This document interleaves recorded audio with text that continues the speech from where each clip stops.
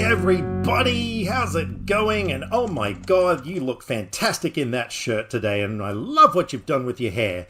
Welcome to another episode of Dan and Frankie Go to Hollywood. My name is Dan. And I'm Frankie. That's correct. And yes, we're here for another, well, you know, who knows, 2 hours, 3 hours, 5 hours of movie talking and insane babbling on about random things, and me most likely saying things to offend somebody out there.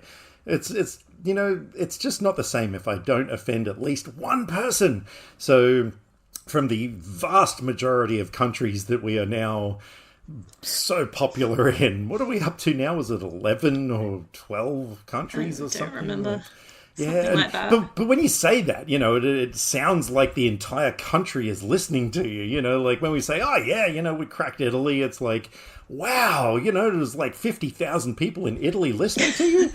No, I would like to just say hello, or whatever. What's hello in Italian? Buongiorno to Giuseppe out there, who is our one listener in Italy. You maybe have done your offending thing already. Oh, come on. Buongiorno. That's good, isn't it? Like, and Giuseppe, that's a pretty popular Italian name, isn't it? I mean, there's a brand of frozen pizza named after that name, so it's got to be popular. But anyway, so how are you doing? What's been happening?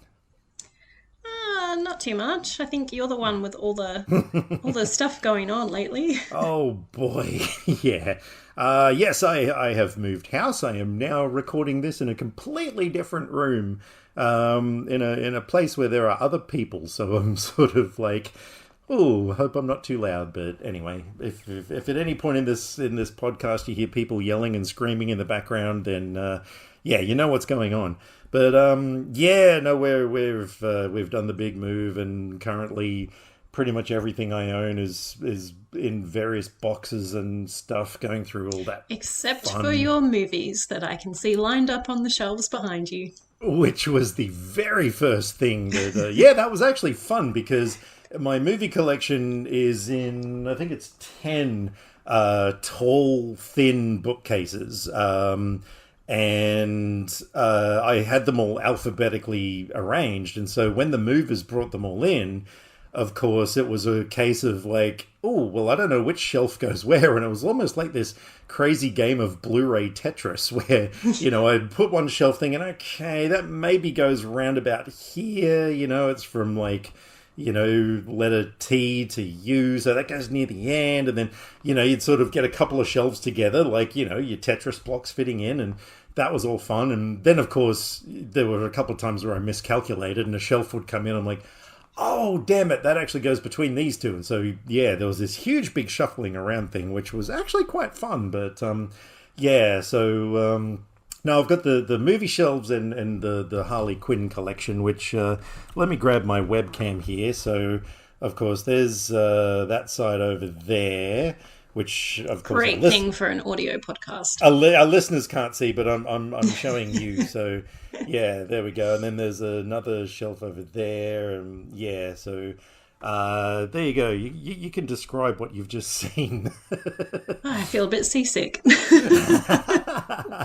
What you've just seen is obsession. So yeah, no, I had to make my little room here, you know, my fortress of solitude. So yeah, doing all right. But yeah. But speaking of Harley Quinn and big news. And big news, yeah, there was a certain little couple of minutes of a movie we're rather looking forward to that dropped recently, wasn't there?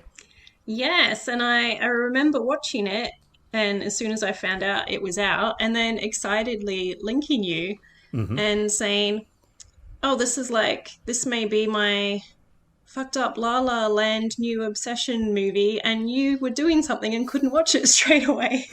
Yeah, I know. No, watch it. I want to know what you think.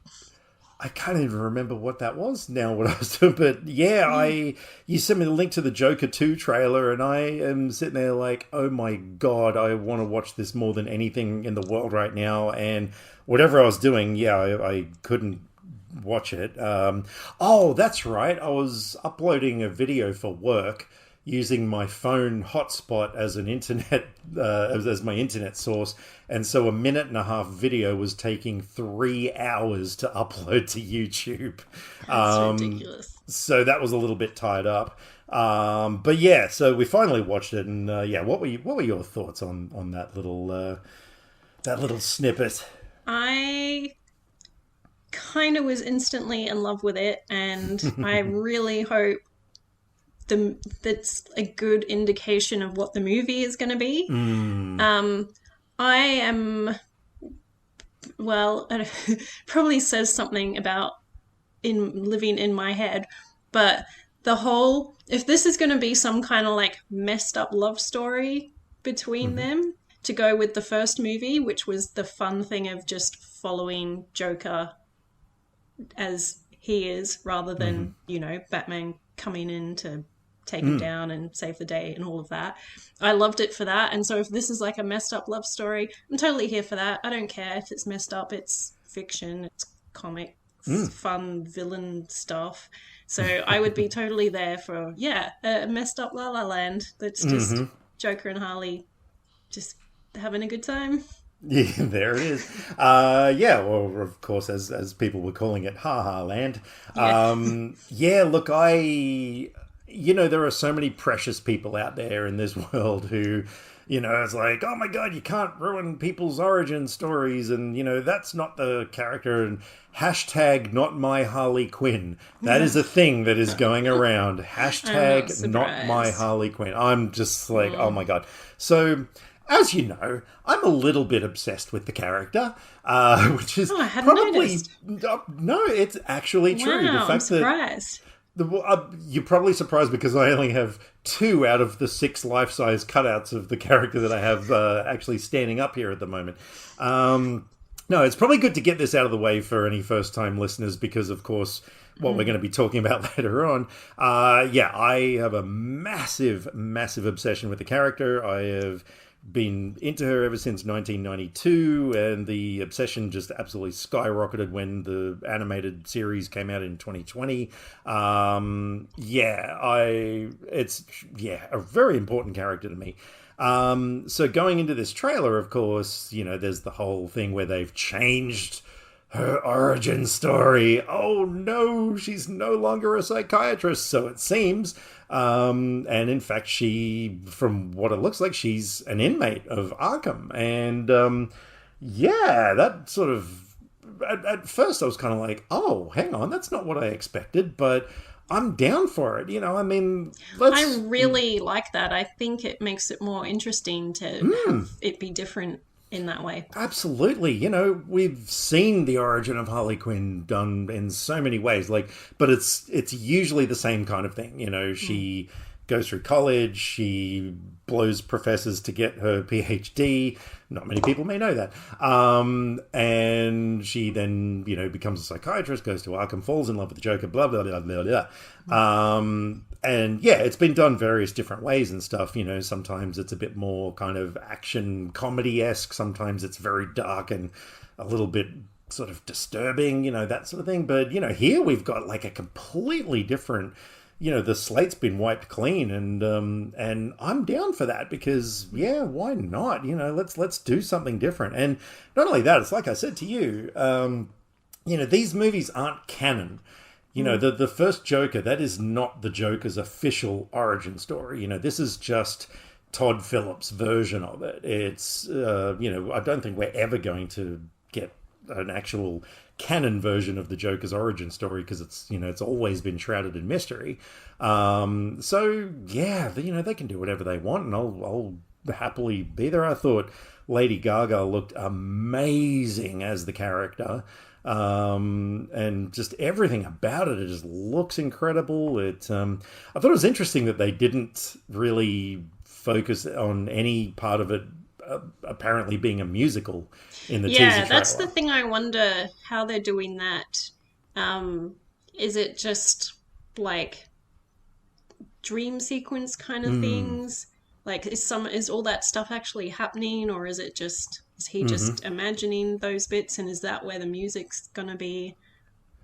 Well, there's a big clue in the teaser trailer that we saw because a lot of people are speculating that, yeah, it's going to be all of the musical numbers will be in Joker and Harley's minds, but if you look at that shot where Joker's being led out in the rain by four guys with umbrellas, the first time you see it, all their umbrellas are black. But then when you see that overhead shot, the umbrellas are all multicolored. And so, yeah, there's definitely going to be some sort of twisting reality and stuff through it, but... I mean, I don't care either way. Mm. I'm Oh, just yeah. curious how they're going to do it, but it doesn't bother me. If it's all just in their heads, that's cool. If some of it's in reality or it's kind of mixing and you're not really sure what's going on, that's cool too. You know, it would be fun if, they, in the sort of imaginary world or whatever, like, Lady Gaga's obviously going to be a brilliant singer. If they have these lavish musical numbers where they're both really great vocalists and everything, but then it like cuts to reality and they're just, in a dank Arkham cell and they sing like shit. Even Lady Gaga just can't sing. That would actually be a lot of fun. So, yeah, who knows? But oh yeah, no, it's. I was already looking forward to this because I loved the first movie so much, but after that trailer, I think I'm like 100 times more excited for it now. Oh, definitely, and it's kind of mind blowing that was just a teaser trailer as well. It's not. Yeah, but now I'm stuck in that thing of I kind of don't want to know more now because I feel like I saw a lot in that. Right, even though right. it was just the teaser and it didn't show how the music was going to be, but I kind of.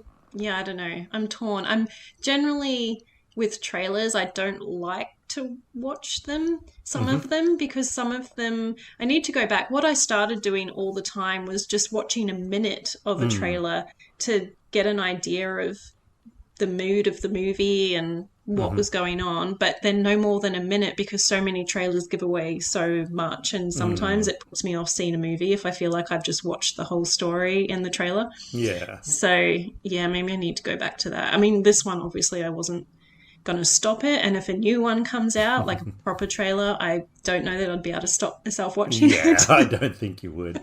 And right now there are a whole bunch of filmmakers out there taking notes going, ooh, okay, 59-second trailers. That's what we need to work on from now on. Well, there's a new trailer out for a Blumhouse film that I saw people saying online. Like someone just shared an image for it and said, I'm not sharing the trailer because the trailer says like tells you way too much, but look forward to this movie. So yeah, I don't know. You can do trailers so well without giving the whole story in it.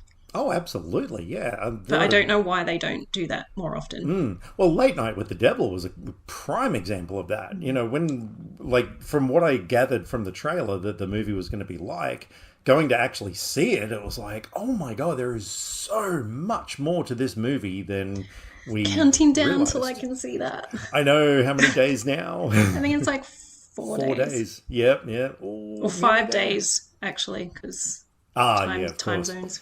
So there you have it, folks. On the next episode, you'll be able to hear Frankie's thoughts on Late Night with the Devil. Lucky you. Goodness me. But that was pretty much the big trailer in the last couple of weeks. Although the Cuckoo trailer did come out as well, which I also thought was quite interesting or quite intriguing. That did pretty well of not showing much. I still don't really know what's going on in it, but it showed a lot of cool things, potentially some quite creepy moments coming. Yeah, I wasn't 100% on board with that trailer. Obviously, I'll give the movie a go because I'm not the sort of person who, watches a trailer and the trailer looks like shit, I'm not watching that. I don't know who says that, but I'll give it a go. We'll see. So, yeah. That's also number 2 of 3 Dan Stevens movies coming out in cinemas this year. Wow, he's a busy boy. Yeah. Yeah. Actually, no, that's the 3rd because Abigail's out next week, and that's the other one. Oh, yeah. Oh, my God, I can't wait for that movie. So, yeah. All right. What else you got?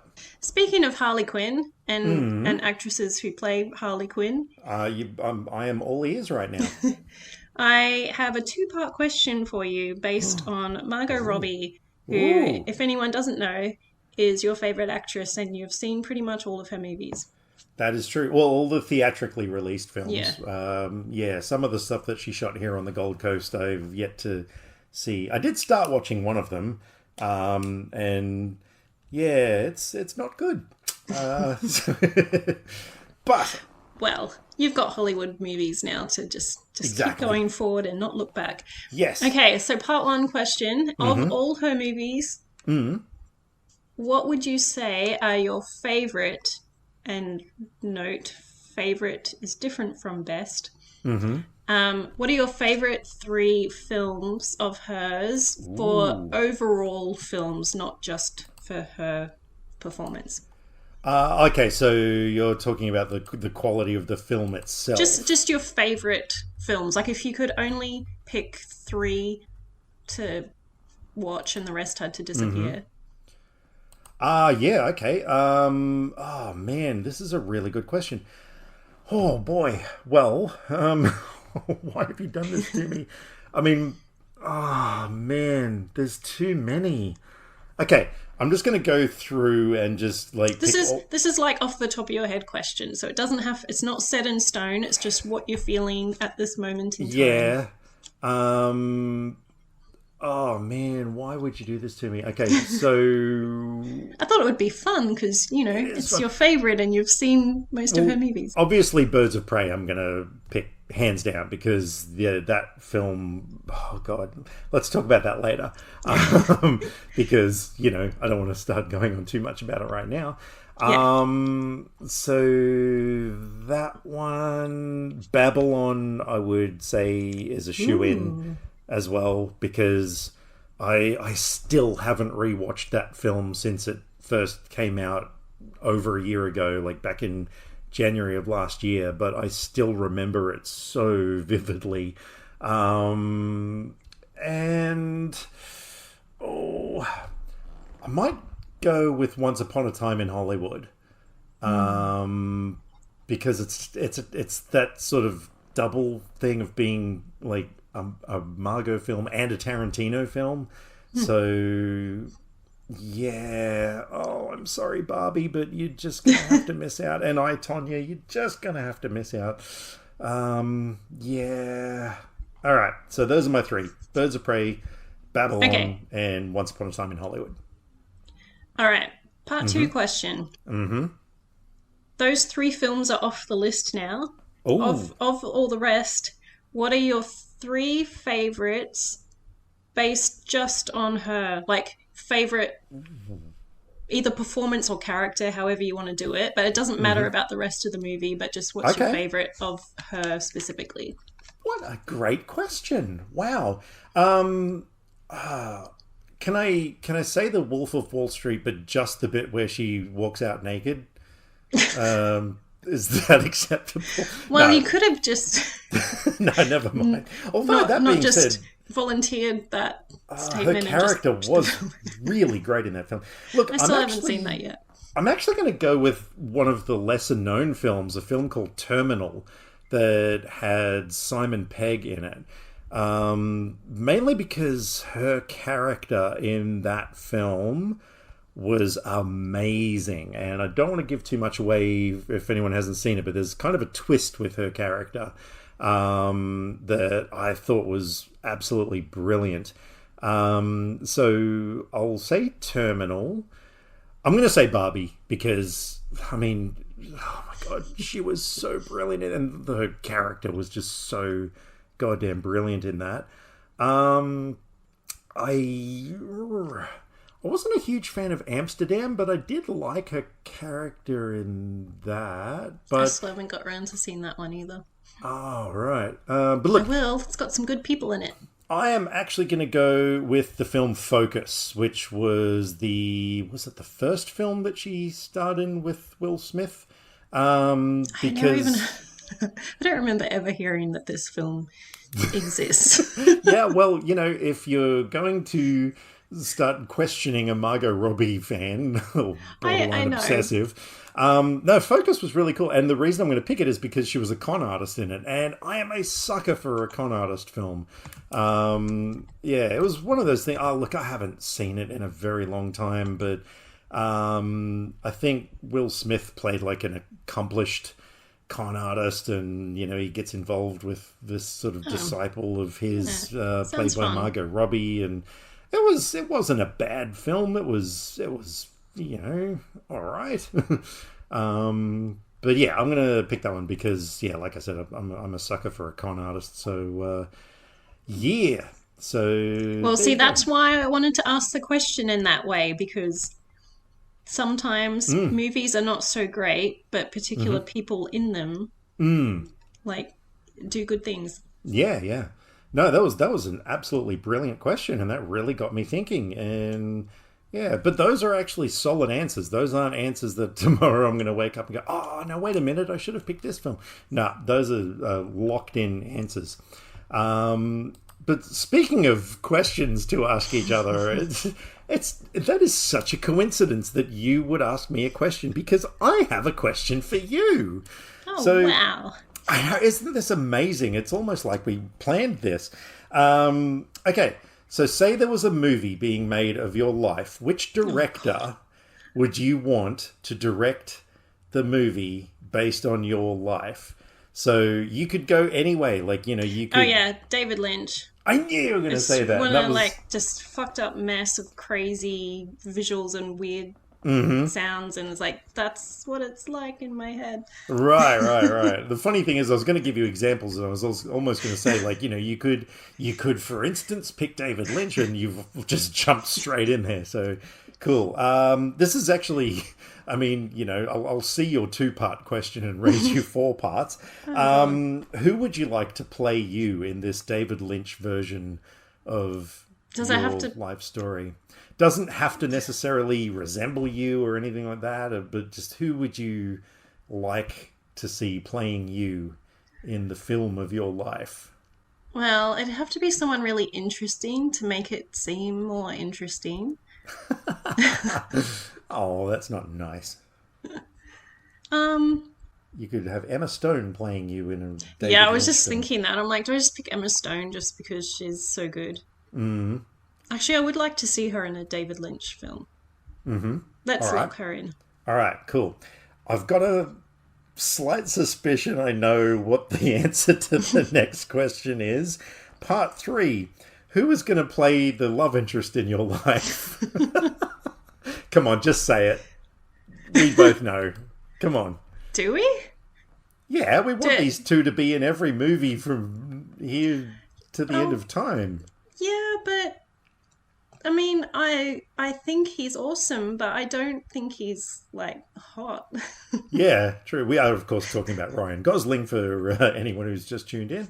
He's not my Um, type. He's just yeah, yeah. charming. Okay, all right. Um, I just thought, since before we'd said that we'd love to see those two in more movies, you would instantly pick him. But yeah, but when you say it's a movie about my life, then mm. I feel like it should be my taste. So basically, you're saying that whoever's playing your love interest should be a cat. What are Oh, don't you look at me like saying? that. That's not nice. Come on. Anyway, back to You're the saying question. no man for me, just a cat. No, Oh. no, no. I'm not saying that at all. What about Steve Rudzinski? He'd play your love interest. Oh, whoops! I shouldn't have said that while you're taking a drink. Uh, Whoopsie daisy. There's also a whole age thing happening too. Yeah, because if you got Brad Dourif to play your love interest with Emma Stone as you, I don't know. I And reckon you made should stick with now. the cat. Hey, yeah, yeah, yeah. It has to be now. Like, yeah. Okay, has to be now. That knocks a few people off the list. Um, Michael Dudikoff is, of course, still there. And that wouldn't be creepy at all because it's Michael Dudikoff. he's not that old, is he? Oh, yeah. Is he? Oh, yeah. I reckon he'd be as old as Brad Dourif. Really? Um, Because Brad Dourif's as old as my dad. He was born in Yeah. 1950. Holy crap, he's 69. You said, yeah. Yeah, see? There you go. But he was born in But, 54, so he's yeah. 4 years younger than Brad Dourif and my dad. I'm totally going to make a movie poster with Michael Dudikoff and Emma Stone. No, I'm not. Because we haven't chosen Michael Dudikoff. I chose It's that just for you, because so when that's I not think of fair. Michael Dudikoff, I just think of how he looked in American Ninja. Yeah, yeah, yeah, of So I course. just forget that that's a Trust old me, we movie. all think of that when we think of Michael Dudikoff.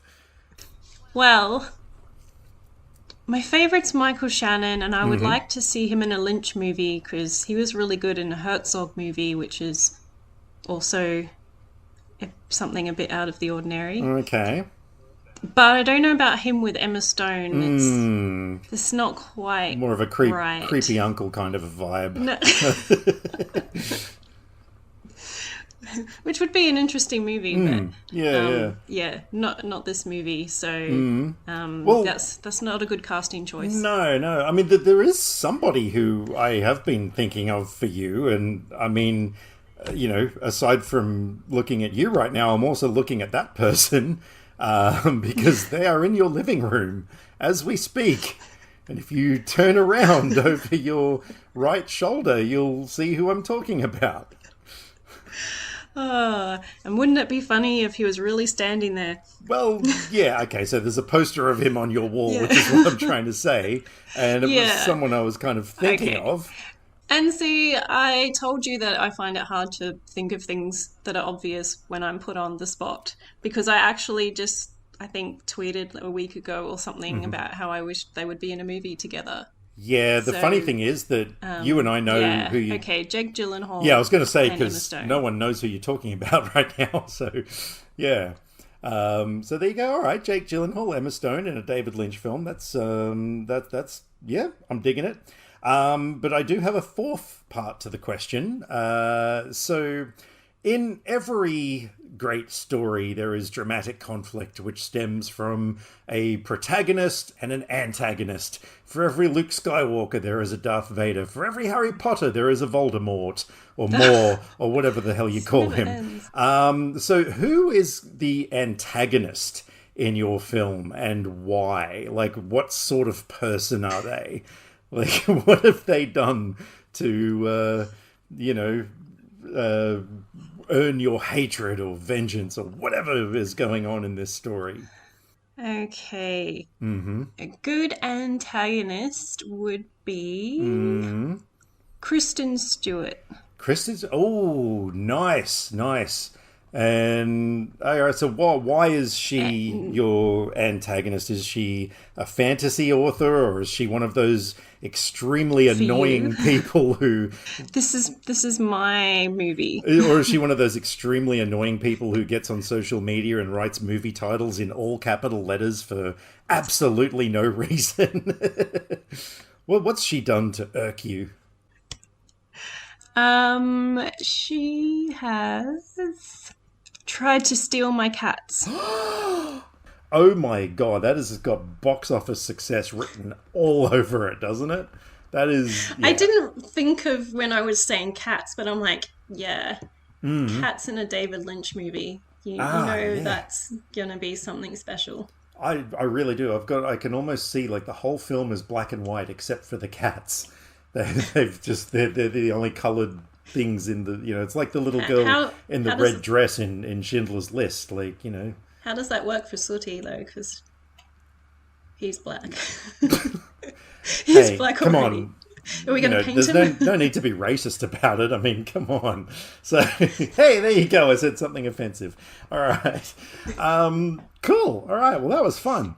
So, speaking of movies, though, what have you been watching lately? Oh, Oh goodness man, me. that was terrible. No, it wasn't. It was awesome. That's the Tell you best what, question I've David ever Lynch asked you. directing my life will make it just way more interesting than my life will ever be.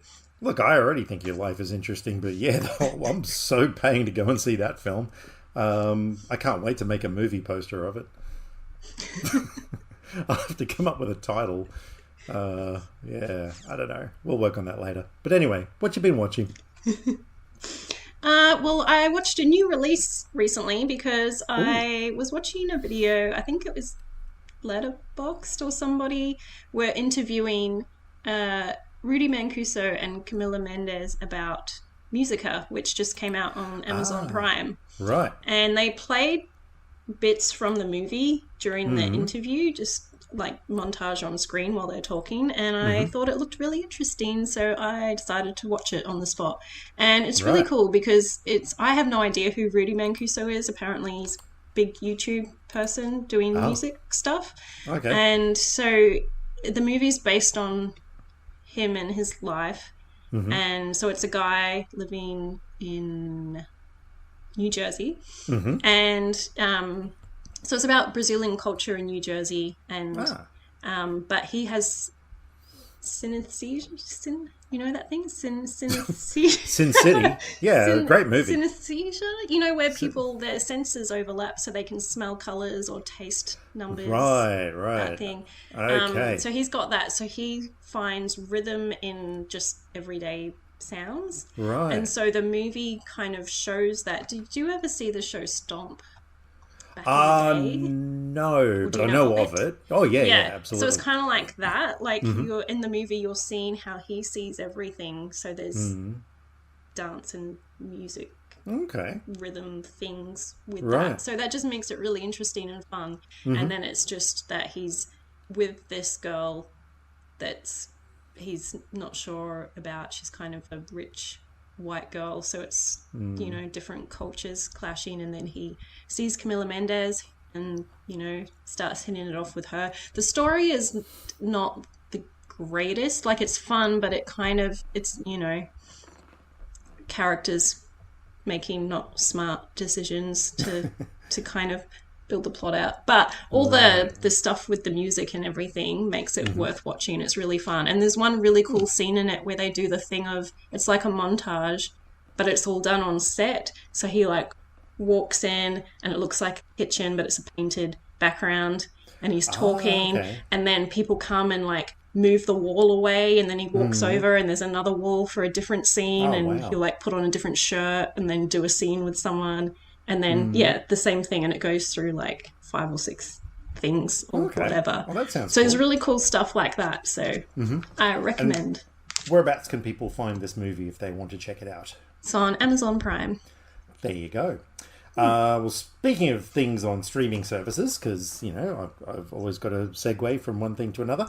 I took your recommendation, and actually, I believe it was after we recorded our last episode, maybe. Anyway, I watched Barb and Star go to Vista Del Mar, I like that. which, Nobbins yeah, recommended to which me and then I talked about it and you're like, oh, I'm going to watch that, and so it I goes on to thought you. that sounds like a good time. So, yeah, maybe I should go check it out. And oh my god, I am so happy I checked that out.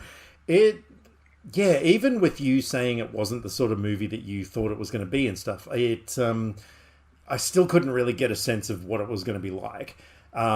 It's hard That to was explain. Oh yeah, it really is. It sort of it does kind of feel like a movie that might have been, because I noticed Will Ferrell was a producer or executive producer or something in it, and it did have that kind of Will Ferrell-esque sort of humor to it, but not too much. It sort of, actually, if anything, it reminded, the two movies that I really got heavy vibes from were Better Off Dead and Napoleon Dynamite. Better Off Dead in its sort of absurdity, and Napoleon Dynamite in its sort of just the way that it did things very differently, and it was quirky. Its quirkiness, the way that the characters spoke, and things like that. Yeah, it was a really weird, bizarre, fun film. It's going to be so rewatchable. Oh my god, I'm going to see that film so many times. Because yeah, it was immensely fun. So yeah, I strongly recommend anyone who can check that out. Here in Australia, it is on Stan. So yep, just go back to the last episode if you haven't caught up with it. Hear what Frankie had to say about it.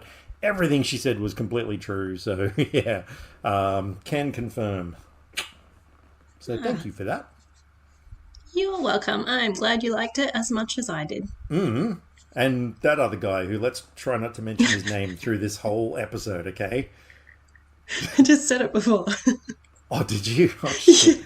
Damn it, Because it was Nobbins. his original Oh, recommendation. yeah, of course you did. That's right. Ah, man, fucking Nobbins. All right. Next time. We'll try again next time. Yeah, we've got to get through a whole episode without mentioning Nobbins. I reckon we can do it. Okay, let's go back to Brad Dourif because All you right. mentioned him before. I did. I watched another three of his movies Of course you since did. last time.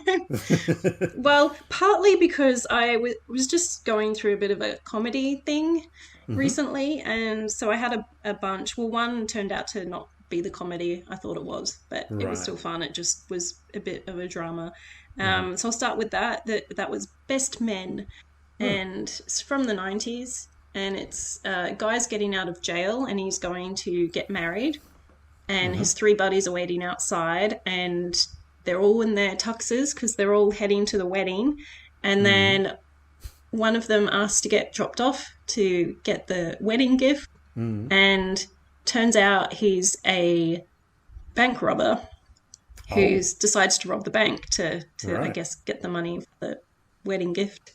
And it's this hilarious thing of he's doing his thing in the bank and then one of the other guys like goes to check on him and gets caught up in it, and then basically they all end up caught up in this bank, so they're stuck in this bank and missing the wedding, and then the cops are there trying to do whatever. Brad Dourif is in the bank. He's one of the customers taken hostage, and he's like a vet, like a Vietnam vet. Was it Vietnam? Must have been. Anyway, he's a vet, and Right. he talks in this raspy voice because I guess that's what you got to do if you're that Yeah. kind of character. And yeah, so he becomes involved talking to them, and it goes from there. But it was really just fun. Like it's kind of got the drama and there's stuff going on because I think they're from that town, and so the father of one of the guys is there, and there's stuff going on with that, played by Fred Ward, Oh, yeah. who I just think of Tremors every time I see him and stuff. I'm like, it's him. It's what's his name? Earl. And Oh, if in that movie though, if I had written the screenplay, I would have had a scene at the start where someone was doing a wicked electric guitar solo while laying on a mattress at the start, so he could be shredding on the bedding before heading to the wedding. okay, Not the reaction I was hoping for, but anyway, I thought that was clever. But yeah. So speaking of Brad Dourif movies, what else you got? Damn it. well, you cut me off before I was about to say my fun fact. I just found out about it. There is Oh, a bus involved in the plot line, and apparently the bus number is 2525, which is ah, the bus number from the bus in Speed. there you go. Cool. Then I watched Senseless, which is about a guy who needs money, college student, so he goes to a experimental, like they're looking for volunteers for an experimental drug, and Yep. he's like falling asleep during the list of horrific side effects it could give you, which causes everyone else to walk out.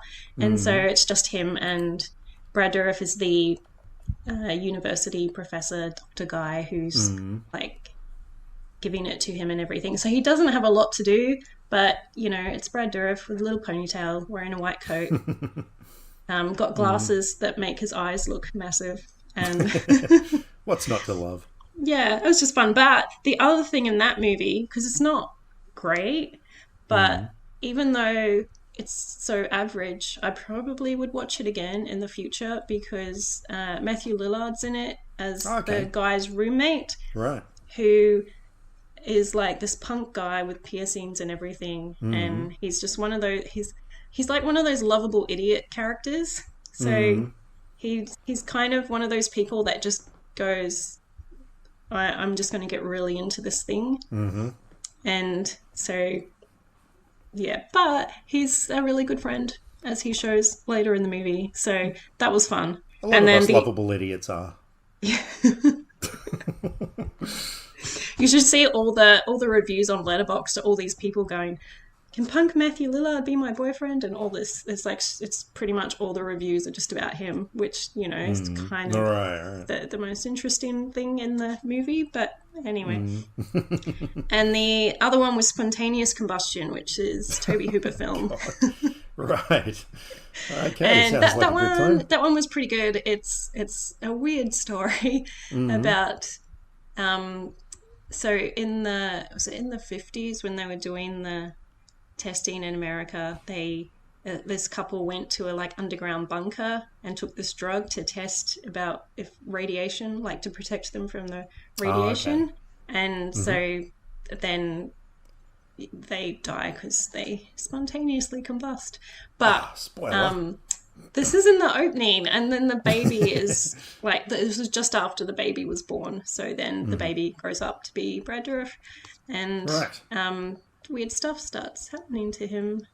And yeah, I don't. It's a weird story, so I mean, I wouldn't even get into it anyway. But spoilers. But also, I don't even know how you like describe the plot easily. But it was quite fun. It kind of had Okay.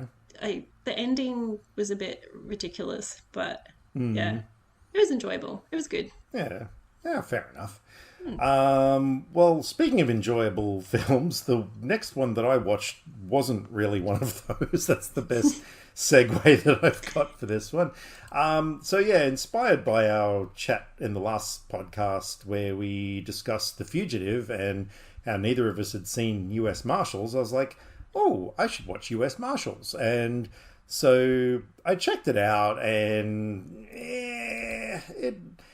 it was okay. I mean, I realize now there's a reason why when it came out in 1998 that I just completely avoided it, because yeah, it's everything that you think a sequel to The Fugitive is going to be.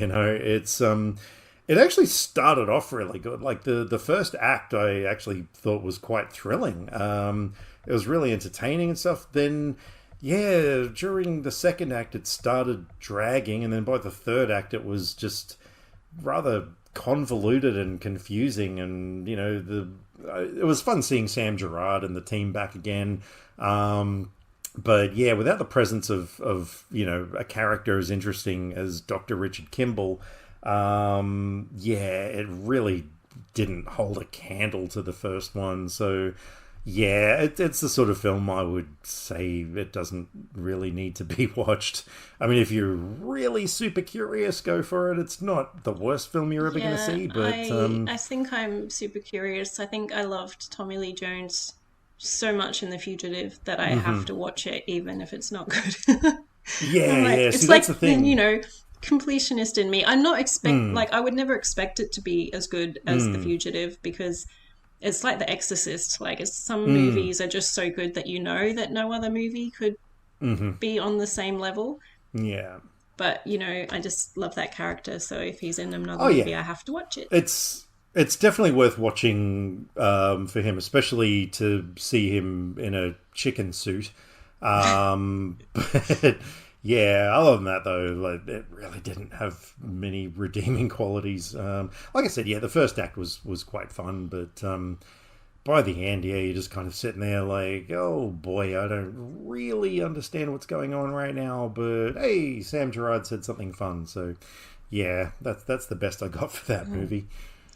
Well, okay. Speaking of not great movies, I decided that I would complete the Halloween trilogy Ooh, okay. because I was curious. I was mainly curious about the third one because I knew that was super divisive for people. I saw the first one when it came out at the cinemas, and I liked it.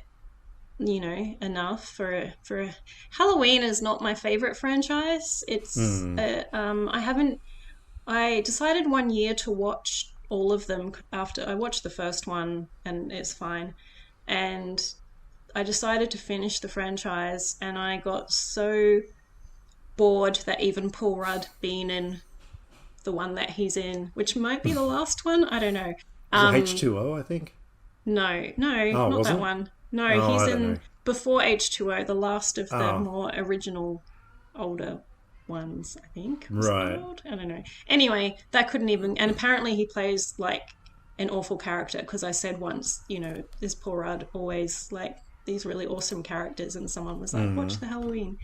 But yeah, I didn't watch it because I was so over Halloween that even Paul Rudd couldn't get me to watch one. And so I left it. But then I saw H2O at the cinema actually, but I was a teenager then. I don't remember it. I think I enjoyed it, but I'll rewatch that one day maybe. And so I rewatched the 2018 one just to get it fresh in my head again before continuing. And yeah, it's good. 3 stars is. No, I gave Rob Zombie's Halloween 3.5 stars. That's my highest rated Halloween movie Right, of right. all Ooh, of them. controversial opinion. Yeah. And I've given a couple 3, and then most of them are less than that.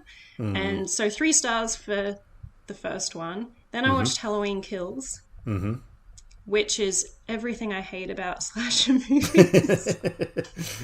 And what's that? Well, I worked out that I think the main thing is I like my killers to have personality. And right. and I don't know. See, the thing is, I know there's kind of reasons, but it's just always bugged me in slasher films of this kind, like the Friday the 13th as well. It's just someone not talking, walking around, killing people until they get killed, but then they're not really dead.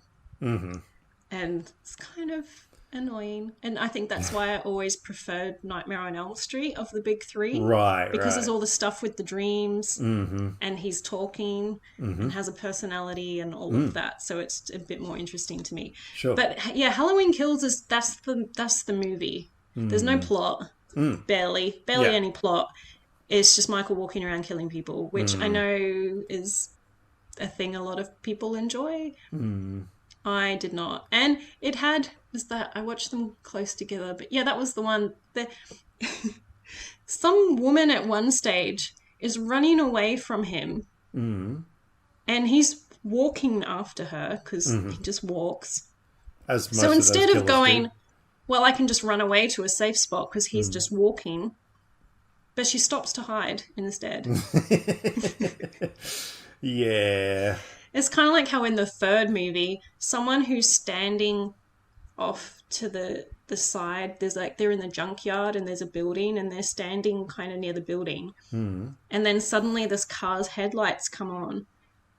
So she steps out into the front of the car and the car starts coming and she starts running in front of the car and it's coming behind her. Yeah. And I'm like, you could have just stepped back to where you were standing. I mean, But anyway, it does get justified by, some people say, well, unless you're in a situation where you are being stalked by some kind of, knife or axe wielding killer or something, you never know what you would do, and I feel like that, if you are running down a road and the car's coming, that you would surely think, I'll just run off to the side. Yeah, but, instead of continuing to run in front. Yeah, I mean... Well, anyway, hopefully I don't have to find out if I would be as stupid as people in horror movies. Oh, but maybe there'll be a scene in the David Lynch film where Emma Stone is walking down the street pursuing Gwyneth Paltrow and all of a sudden a car comes out of nowhere. Yeah, never mind. Yeah, that doesn't sound like a David Lynch film. No, it doesn't.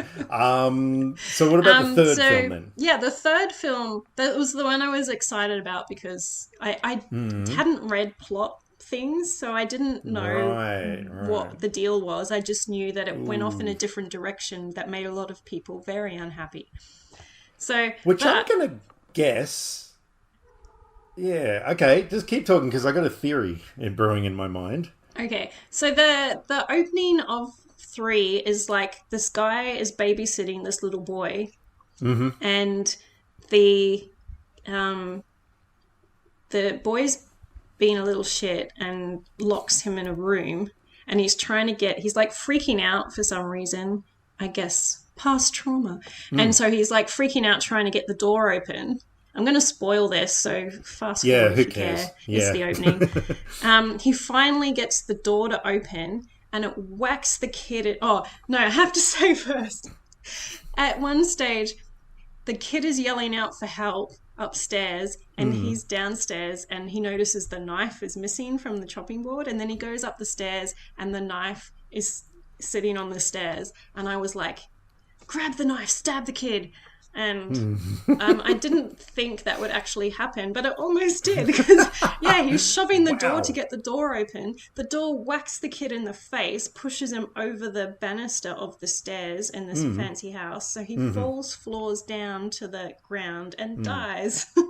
That's and right. I was like, okay, this opening is like better than the last movie. I am excited that this might actually be better. And yeah, plot came back. There was a plot, and yeah, I know people don't like it because Michael's not in it very much, and it's focusing on this teenager who's, you know, like ostracized in the town because he's murdered the boy. But that would have appealed to you, right? What? That Michael wasn't in it much. Yeah, exactly. Right, yeah. that was my theory that I had. Plot is back, and I liked the story. Right. And yeah, Michael was more in the background. We just had a whole movie of Michael doing his thing, so I was happy to get a different story. But the end, the final thing with like him and Laurie, I thought, apart from one thing, which I won't say because of spoiler, but I thought it was a good sort of finale to the trilogy, how it ended. So yeah, I actually think the third one was a lot better than the second. I think I gave the second one 1.5. Ooh, wow. I think I was going to give it 2, and then I just kept thinking about it for a day and went, no, that's too high. Considering some other things I give 2. Because 2, generally, 2.5, possibly I will watch. Like 3 is a good movie. Anything 3 upwards is good, and I would watch again. 2.5, you're getting iffy. It's very average. Agreed, maybe. And so 2's a step down, but it's still possible. And then I was like, I don't ever want to watch Halloween Kills again. Yeah. So I knocked it down to 1.5. Yeah, no. But yes, that's now I'm enough. done with the Halloween trilogy. Okay, cool.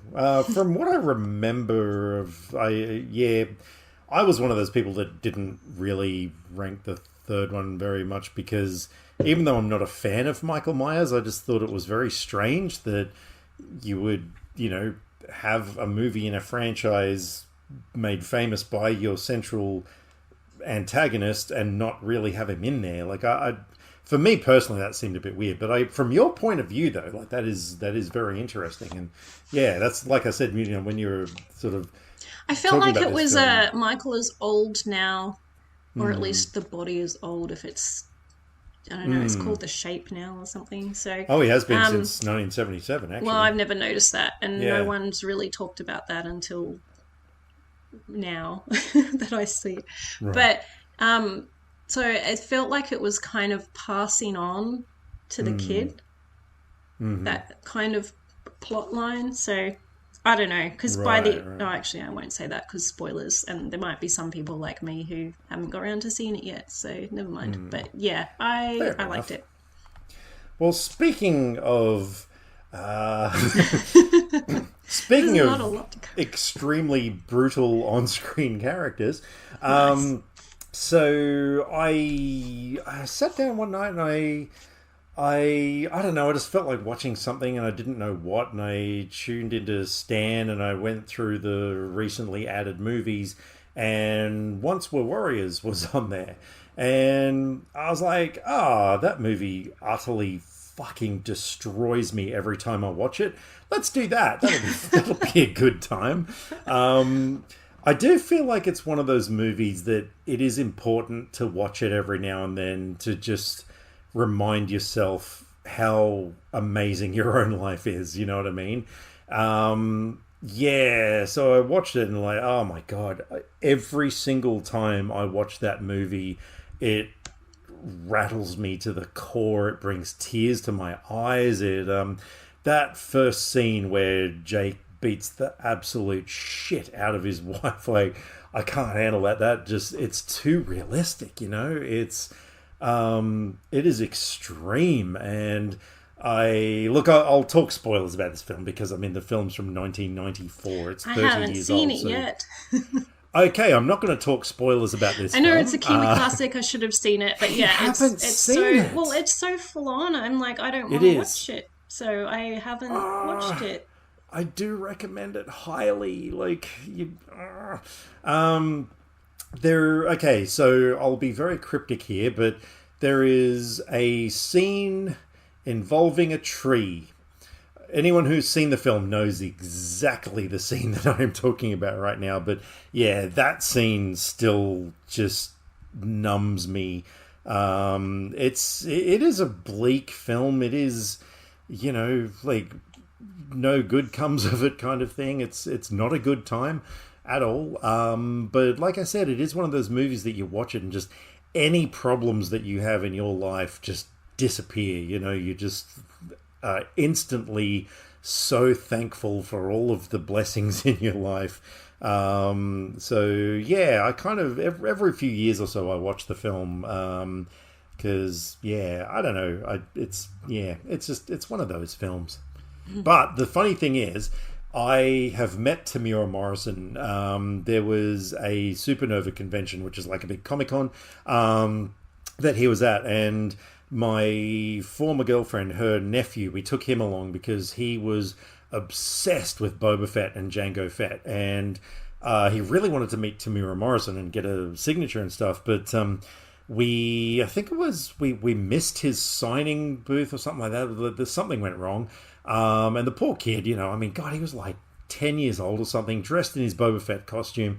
Anyway, at one point we're walking along, and Tamura was just walking along like in the opposite direction, and we kind of stopped him and we said, "Oh man, look, we missed you at the signing thing. Like, is there any chance that we could get a photo of you and Clay together?" And he was like, "Yeah, of course." And he posed for a photo, and he actually signed his stuff and everything. Like, I mean, you're supposed to pay for these things. I thought of like $100 or whatever.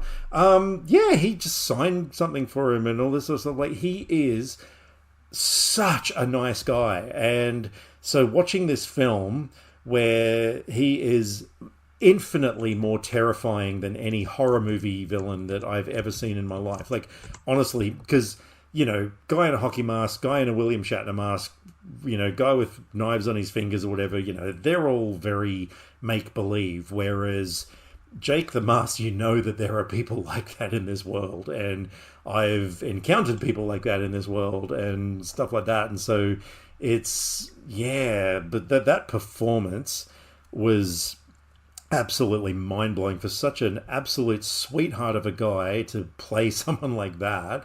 It just really sort of elevated my appreciation for his performance in that film. So I definitely recommend it to people who like fucked up, messed up movies that don't have that a good leads ending. well into my next film. Very good. I watched Martyrs finally. Right, which is and a the film film that I bought you. that comes up often on people's most disturbing movies list. So I was curious, and yes, when you found out I hadn't seen it, you purchased it and sent it to me because that's apparently how much I needed to watch it. But because it was on all these disturbing movies lists, it took me a while to get to it until I was finally in the mood where, yes, I tried watching comedies to make myself lift my mood, and that didn't work. So I went to the next stage of finding the most disturbing film on my shelf instead. And so I can't really say much about it because the plot takes some turns, and so it's good to know nothing going in. It's basically a revenge movie, but yeah, if you just know that and go in, then it's a fun ride. But a fun ride. Wow. if you're into full-on horror stuff, it is. But the film is quite sort of in 3 distinct acts. And the first 2 are really good. There's lots of violence, lots of good makeup effects for injuries and things. And there's some creepy stuff as well.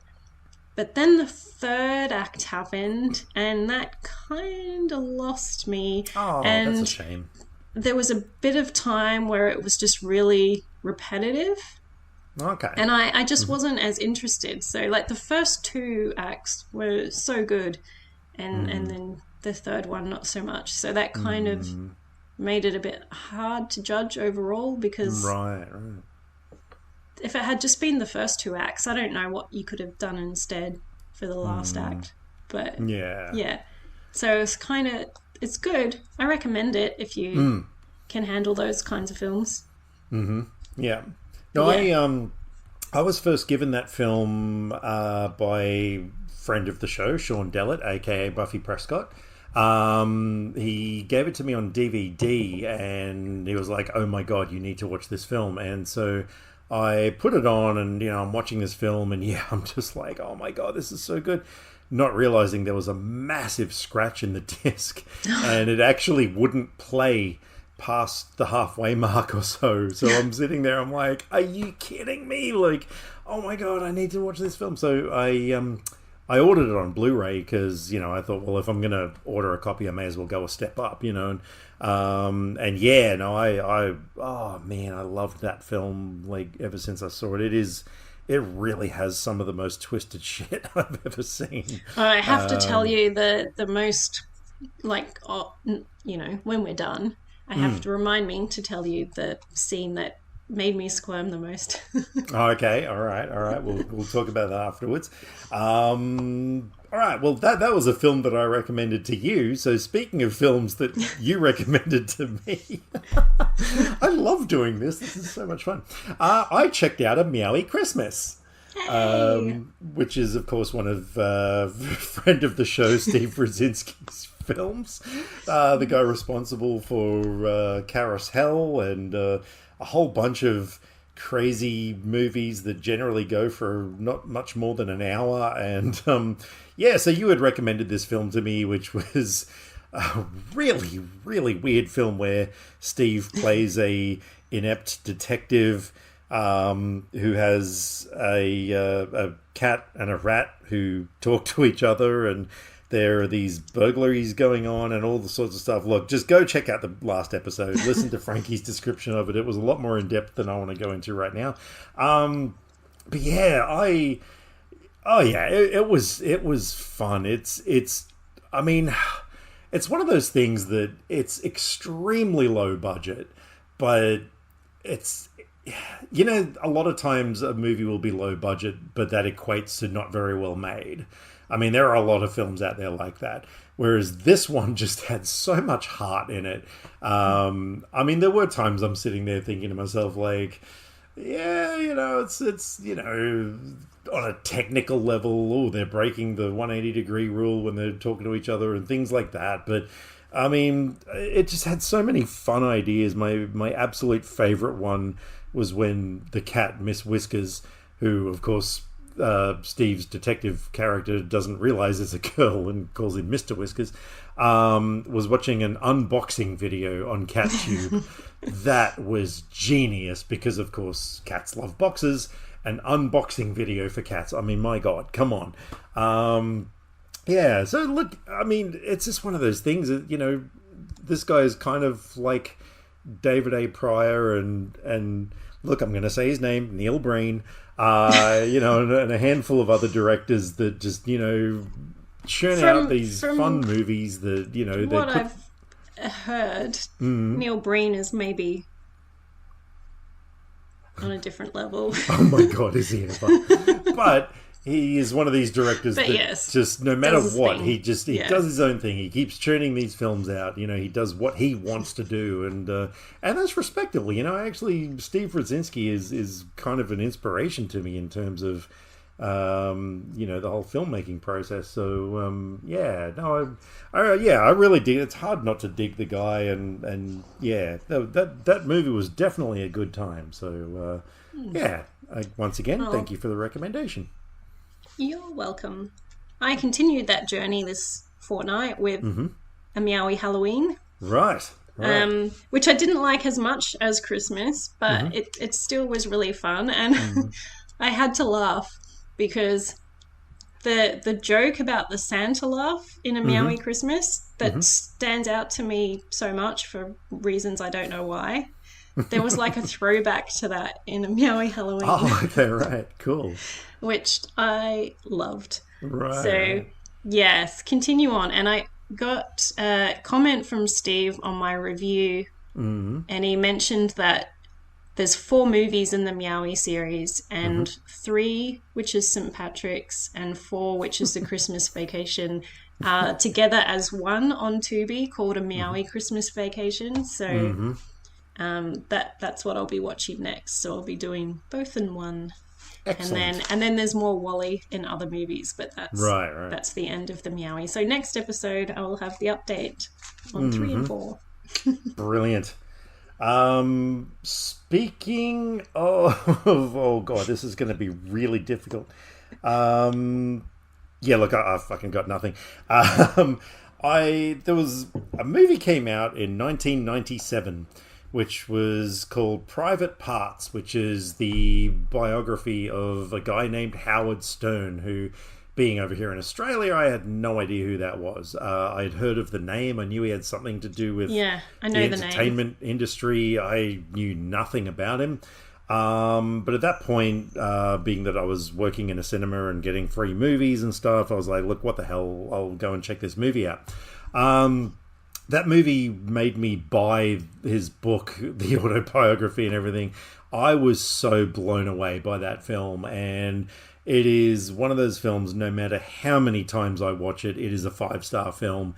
So yeah, so Howard Stern was basically kind of the maybe not the first ever shock jock, but kind of the most, the one that really sort of kick-started it, but it wasn't like, just an asshole for the sake of being an asshole or whatever. Like, he was, I love a movie where the central character is a rebel, someone who, like, you got this guy, he's the sort of guy that he sort of works his way up, from like a college radio station. And Howard Stern plays himself in the film, which is brilliant. There's a great joke when he's playing his college version of himself, where he's just got this bad wig and his voiceover is something like, I may look a little bit old to be in college, but, it's a movie, so just roll with it. I was like, that is so cool. Some sort of, self-referential humor there. But yeah, he sort of works his way up and eventually, goes to WNBC, which is like the biggest radio station in the country. And so he gets, and of course, he's sort of by then made a reputation for saying really offensive things on air, but funny offensive things, you know what I mean? He's actually, he says offensive stuff, but you're on his side, it's like, oh my god, that's so funny, how can these people not think that's hilarious? And so once he gets to the bigwigs, they're like, oh my god, are you serious? We've got you paid for Howard Stern to be a DJ. So they give him all of these rules that he has to follow and stuff, and of course he breaks every single one of them. And it is one of the best movies I've ever seen for that kind of story, for a character who just, you tell him he's got to do something one way and he's like, well, why do I have to do it that way? It's like, because we said so. And so, of course, he's going to go off and do the complete opposite. And yeah, it is such a freaking hilarious movie. It has got so many amazing cameos as well. There's a scene at the start where he's at an awards ceremony dressed as this character that apparently he used to do called Fart Man, who's a superhero. At one point he's walking through backstage and you've just got so many people, the likes of Slash and Ozzy Osbourne and Flavor Flav, and just so many musicians that are just kind of like, sneering at him as he's walking through. And there's all sorts of other cameos in the film as well. There's a lot of crass humor, of course, but it's I don't know, it's the sort of thing that it's just appropriate for the film. It never does anything just for the sake of being crude or anything like that. So yeah, I honestly cannot recommend that movie enough to anyone who hasn't seen it. So yeah, there you go. Private Parts, 5 stars. Well, my highlight of the fortnight was Robert Altman films. Oh, okay. So I had only seen one before, which was Images, which is very good. And so when I was in my comedy mood, I decided to watch OC and Stigs, which I had never heard of, but Radiance put it out. And it was really fun. It's funny because I I sent you a video from the movie because they mentioned Oh, that Bongo. one. Yeah, yeah, yeah. Oh my god, that was amazing. And it's funny because I was fact checking something before I started from someone's review that had a blog, and they Hmm. were saying all these super negative things about it and how they Oh. wouldn't have finished watching it if they weren't. They're obviously doing a series of watching all of his films. Hmm. And they said about how mean spirited it was and all these terrible things. And I was like, oh Hmm. God, what am I getting into? But Hmm. then I watched it and I'm like, oh, that person is boring because it's really fun. Like, they make a Cool. point that, like, because these guys just like, they're kind of, there's this family called I think they were called the Schwabs, and the, Hmm. the, husband is like, he's a big insurance guy, but he cancelled the policy on OC's grandfather, so he can't get a nurse to help care for him in his home. Right. So they've kind of got this vendetta against the family, and so they're Hmm. playing a prank on the son. They do something to the water fountain so that when he takes a drink, the water just sprays everywhere all over him. Okay. And then Stiggs is annoyed because it was supposed to have something in it that made the water go blue, so he would end up stained blue all over, and so he was annoyed that that didn't happen. Hmm. And the guy on the blog was going on about how terrible that was. Oh. And Okay. so it was like Hmm. stuff like that. But yeah, so the whole movie is that, but it's just such a wacky movie. Hmm. Almost every single scene, they're wearing different outfits. And sometimes, I think there's a couple that they look kind of normal. And then all the rest, they're either wearing just crazy clothes or they're Hmm. wearing full on costume Oh wow. clothes. Okay. They go to buy the worst car they can buy from Hmm. a used car place, and then they put like a hydraulic lift thing in it Hmm. so that the car lifts up like this high off the wheels and going Hmm. down the street. And Hmm. it's just all this weird stuff, and that's the whole movie. It's one of Oh, those okay. kind of movies that Right. Right. it's just the hijinks they get up to. Like, Hmm. they find out this band is playing in, was it Mexico, so they Hmm. just make their way down there and trick the band into coming to play just because they want to see them. And it's just all fun stuff like that. So Yeah. I had a great time watching it. Oh, And cool. it was another good Altman film. And so then I was going to watch another comedy, but because that was so good, I was like, I'm just going to watch another Altman film because Hmm. I had The Long Goodbye on my shelf, which I've been very intrigued ever since I watched the trailer. Hmm. I thought it looks cool. And Elliot Gould as what's his name? Marlowe. Philip Marlowe Ah, is right. super cool. And the movie Hmm. starts with him being woken up by his cat jumping on him. And there's this whole big scene with the cat at the start of the Hmm. movie that goes on for ages. Hmm. So it's good cat content, which we like here. Yeah, yeah, yeah. That's definitely But something yeah, that we're fans of. yeah. Hmm. And so the whole movie is just him, like, his friend comes and says he has to get to Mexico and his wife's died. So, and then the cops are Hmm. after him because they're like, he killed his wife. Right. And, but he's also investigating this, like, drunk author who was Hmm. missing for the wife. Hmm. And so there's just kind of these plot lines, but you're just kind of enjoying just hanging out with him and Hmm. just, yeah, I actually stopped 10 minutes in. Hmm. That's all it took, and I stopped the movie. I've had the books on my radar for years. I stopped the movie and ordered the books because Oh, even though wow. I know that the character's not, I mean, they brought it into the 70s. The books are like noir, Hmm. 50s, whatever style things. Hmm. So I know it's not going to be exactly the same, but I was just Hmm. like, I don't care. I'm going to picture Elliot Gould and whatever happens in the books and Fair kind of put enough. that persona onto it. Hmm. And Yep. I mean, I read the first paragraph and he's getting ready to go see a client and he puts on a powder blue suit. I'm like, Hmm. this is so for me. Awesome. It's Oh, that like sounds really good. Giuliano Gemma in Tenebrae with his Hmm. powder blue suit. Right. Very Right. cool. So Oh, yeah, very good. so that's Altman is going the way of Friedkin, Hmm. where I've watched 3 Altman films now and they've all been 4 stars or higher. Oh, So wow. I'm on a good ride. Oh, that's good.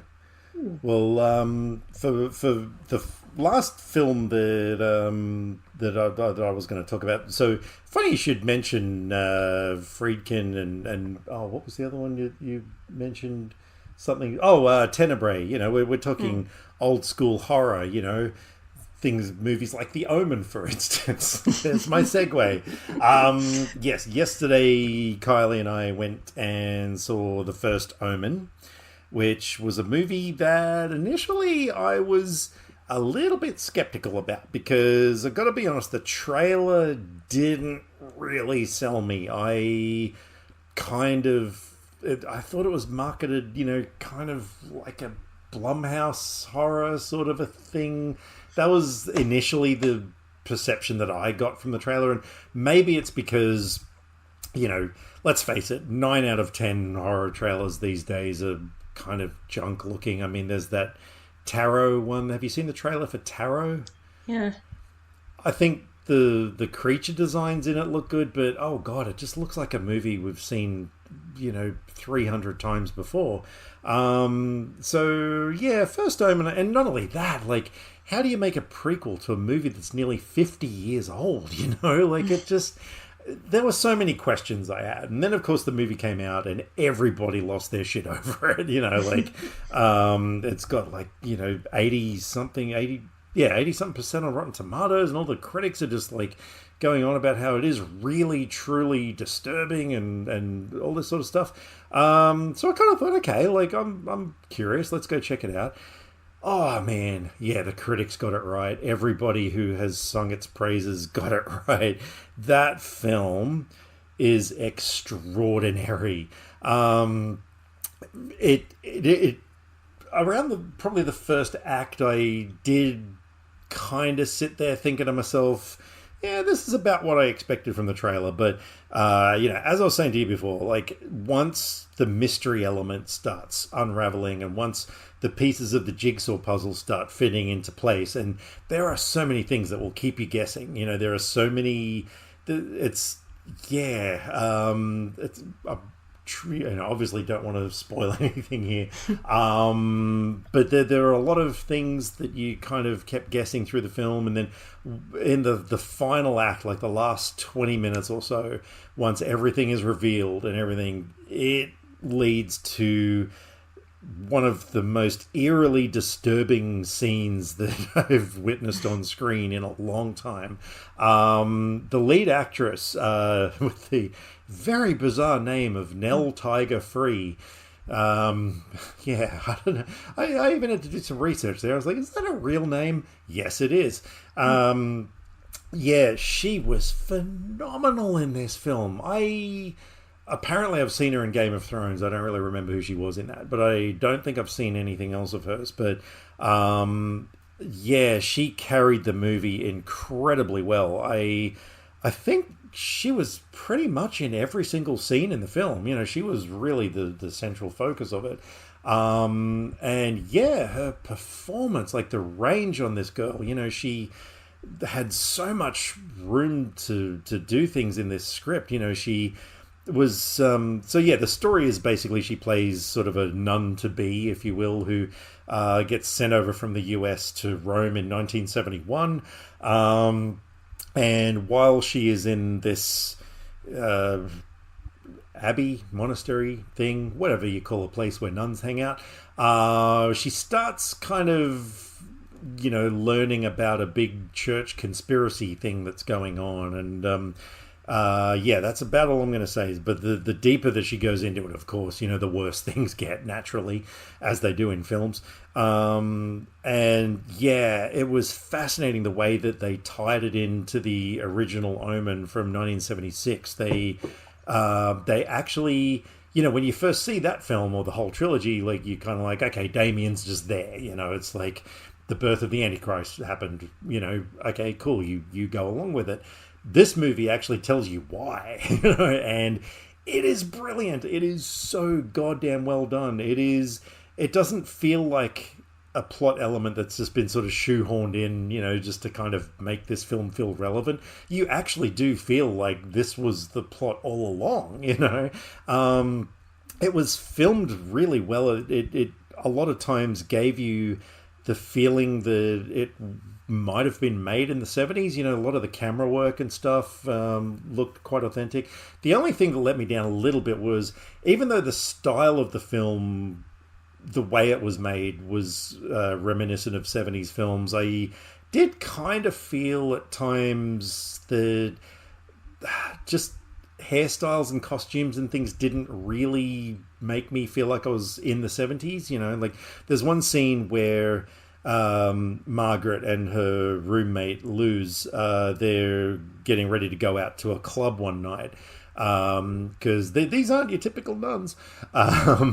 And this dress that Margaret gets given to put on and everything, I was sort of looking at it and I was like, that looks like modern fashion. That doesn't look like something from 1971. I was kind of like, I mean, look, I'm probably wrong. I'm sure the costume designer did their research and, yeah, but... Might be one of the things that's come back into fashion again. See, exactly, but I was kind of watching it thinking, yeah, I'm not really buying the 70s with that, but look, that is such a minor nitpick, yeah, and it's the sort of thing that even though the first act didn't grab me the first time I saw it, it's going to the next time I see it, you know what I mean? Like that finale... and what happened and everything, it's actually going to be a different film the next time you watch it because there are a lot of twists and things in it that kind of change things. And yeah, so watching it the next time, I'm really eager to see it again because, yeah, I want to watch it from that perspective of going, okay, so this is what's going on here and stuff. It's going to be a lot more interesting. So, yeah, oh my God, I can't recommend that movie enough. It is just such a joy, isn't it, that horror films are so good now. I mean, between that, Late Night with the Devil, Talk to Me, Evil Dead Rise, like, there's just so many great horror films coming out at the moment. And I really kind of hope that Hollywood keeps on this tangent right now because, yeah, we're kind of in almost like another golden age of horror. But yeah, when we got home, we did watch The Omen again, the you can't really say the First Omen anymore, can you? Because that's a different film. So the original Omen, and look, 5 stars all day for that one. For a movie that, like I said, is nearly 50 years old to still be so brilliant. And I kind of do have a bit of nostalgia with that film because I watched it when I was like, oh God, I don't know, how old would I have been? 5, 6 years old or something. My grandfather showed it to me, and I remember being kind of obsessed with the idea that I might have the 666 birthmark on my forehead. I actually went to the mirror in the bathroom and was like trying to find it because I was like, oh, I'm pretty sure it's there somewhere. And yeah, I haven't found it to this day, but I still reckon it's there. And I'm sure a lot of other people do too. So yeah, there you go. So those are the movies I've seen. Did you have anything else? I'll just add that I finally watched 12 Angry Men, which has been on my radar for a long time because it's such a beloved classic. And it's pretty amazing when you get a film like that where almost the whole thing is in real time and it's just people talking. And like to be able to write that, to be so interesting, is very well done. So that is such a hard thing to do. I tried to make a movie once that was mostly dialogue and oh God, it was boring. I mean, in my mind, I was like, oh my God, these characters are saying the coolest stuff. And then, when you actually film people saying it and edit it together, it's like, Jesus Christ, this is so boring. Yeah. So no, there is a serious talent to getting that right. And yeah, that film got it so right. So, yeah. All right. So there you go. That's what we've watched in the last 2 weeks. Yeah. Yeah. Well, it's not all we've watched in the last 2 weeks. I do believe we've got 3 films now that we need to talk about. Yes, indeed. All right, let's kick it off with The Birds of Prey and the Fantabulous Emancipation of One Harley Quinn. Okay, so Birds of Prey. Oh boy, where do I start? This is a movie that I saw, I think it was about 10 times at the cinema. I remember going to the press screening for it, and I invited a friend of mine along who hadn't been to a screening before and stuff, and we walked out of this film wanting to go straight back in and watch it again immediately. It is like, I know this film has a lot of critics and everything, and look, I get it, fair enough, but it's impossible to deny how much fun this is, right? That's the whole movie. Yeah. It's just fun from beginning to end. Yeah, completely agree. So the plot of the film is basically Harley Quinn has been dumped by the Joker, and so basically because she's not protected anymore, pretty much every person that she's done wrong is out to get her, including a character named, well, who goes by the name of Black Mask, aka Roman Sionis, played by Ewan McGregor. So Harley Quinn, played by Margot Robbie, is essentially trying to figure out a way to stop everyone from trying to kill her. And she comes across this plot where there's this diamond that has a whole bunch of information for accounts in it and stuff. The Bertinelli family diamond. There's this whole other plot. This movie is actually quite complicated. So Helena Bertinelli, played by Mary Elizabeth Winstead, who, aka the Huntress, she is after the people who caused the Bertinelli family massacre, and in the meantime there's a cop, Renee Montoya, played by Rosie Perez, who is trying to find this diamond as well. You've got a kid, Cassandra Cain, who has swallowed it, and oh look, yeah, everyone's basically after this diamond. That's pretty much, you know, what the plot is. And yeah, but I mean, for such a complicated plot, it's not really when you're watching it, though. I mean, it's a pretty easy film to watch. It doesn't feel complicated at all when you're watching it. Yeah. So you came into this film a little bit later than me, though, didn't you?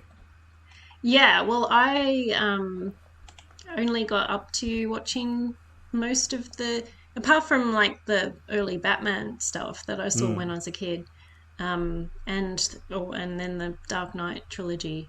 I didn't really get to the rest. I'm just looking. It was December 2021 when I first watched it. Right. So this was only my second watch, and I probably did the same thing the first time I watched it, but you know, I like a well-dressed or an interestingly dressed villain, especially.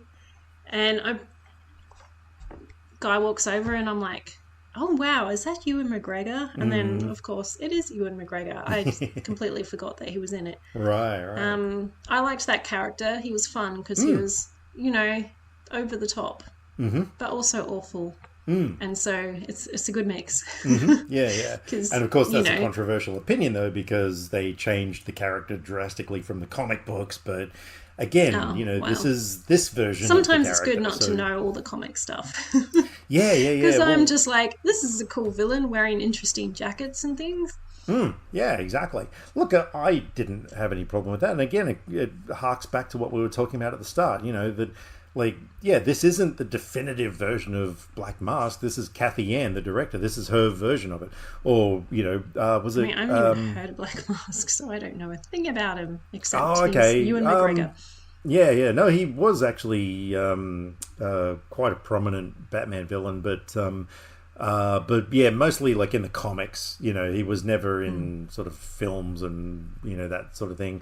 Didn't even...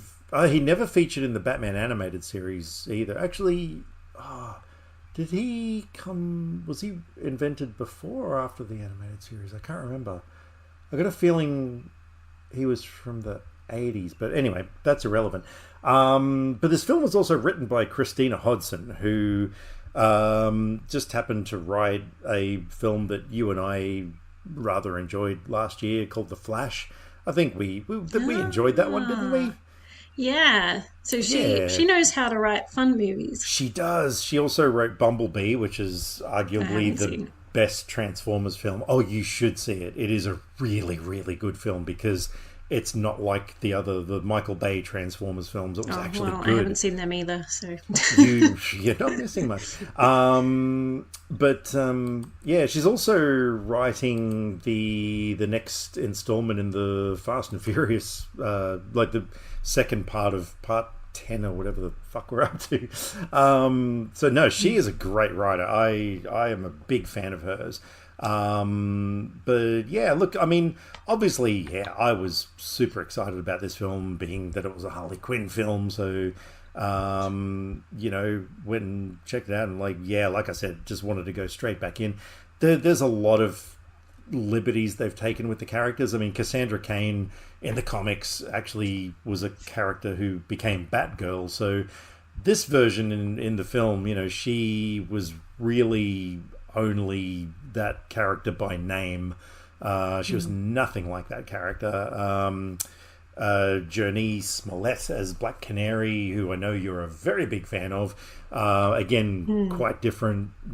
Everyone was quite different in this, but I didn't care because, when you're having that much fun and, like I said, it's not trying to say, like, okay, these are the versions of this character now. Like, it's just its own thing. For me, I grew up reading Archie comics, so it's pretty difficult watching Riverdale because that's kind of another one where they just took the names, and that's, I mean, the Archie comics you can't really convert to a TV show because they've done special events, but they don't really have overarching storylines to turn into things. So I can see why it's completely different, but it's just really weird that they named all the characters. They look kind of similar, and then they've just gone this. I've only watched the first season, but I'm going to go back and watch more because it's just fun, like soap opera, over the top, weird, crazy stuff from the sound of it. Yeah, but right. just, yeah, soap opera plot lines where all these big things happen. But yeah, so you just gotta just go, oh, that's a bit weird, and then just move on and go with what the thing is that you're watching. Yeah, absolutely. And, when you've got a massive fight scene between, a bunch of kick-ass women fighting Black Mask's goons inside a funhouse with trampolines and giant slappy hand things and everything. I mean, how can you not be entertained by that?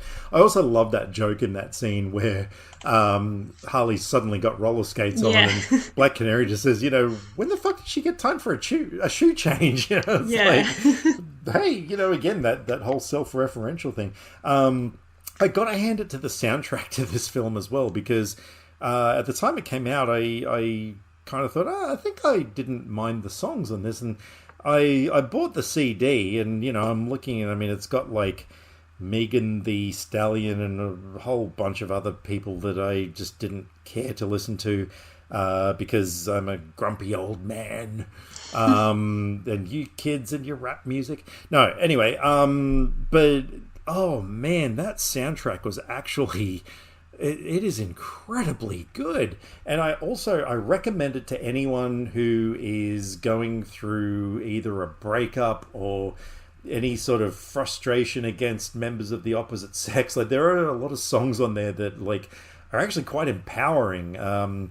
Particularly a song by Halsey called "Experiment on Me." When it gets to the end of the song and she's just fucking screaming the lyrics, it's just. Oh, damn, it's good to get that out of the system. So yeah, killer soundtrack, amazing cinematography. I thought the lighting in it.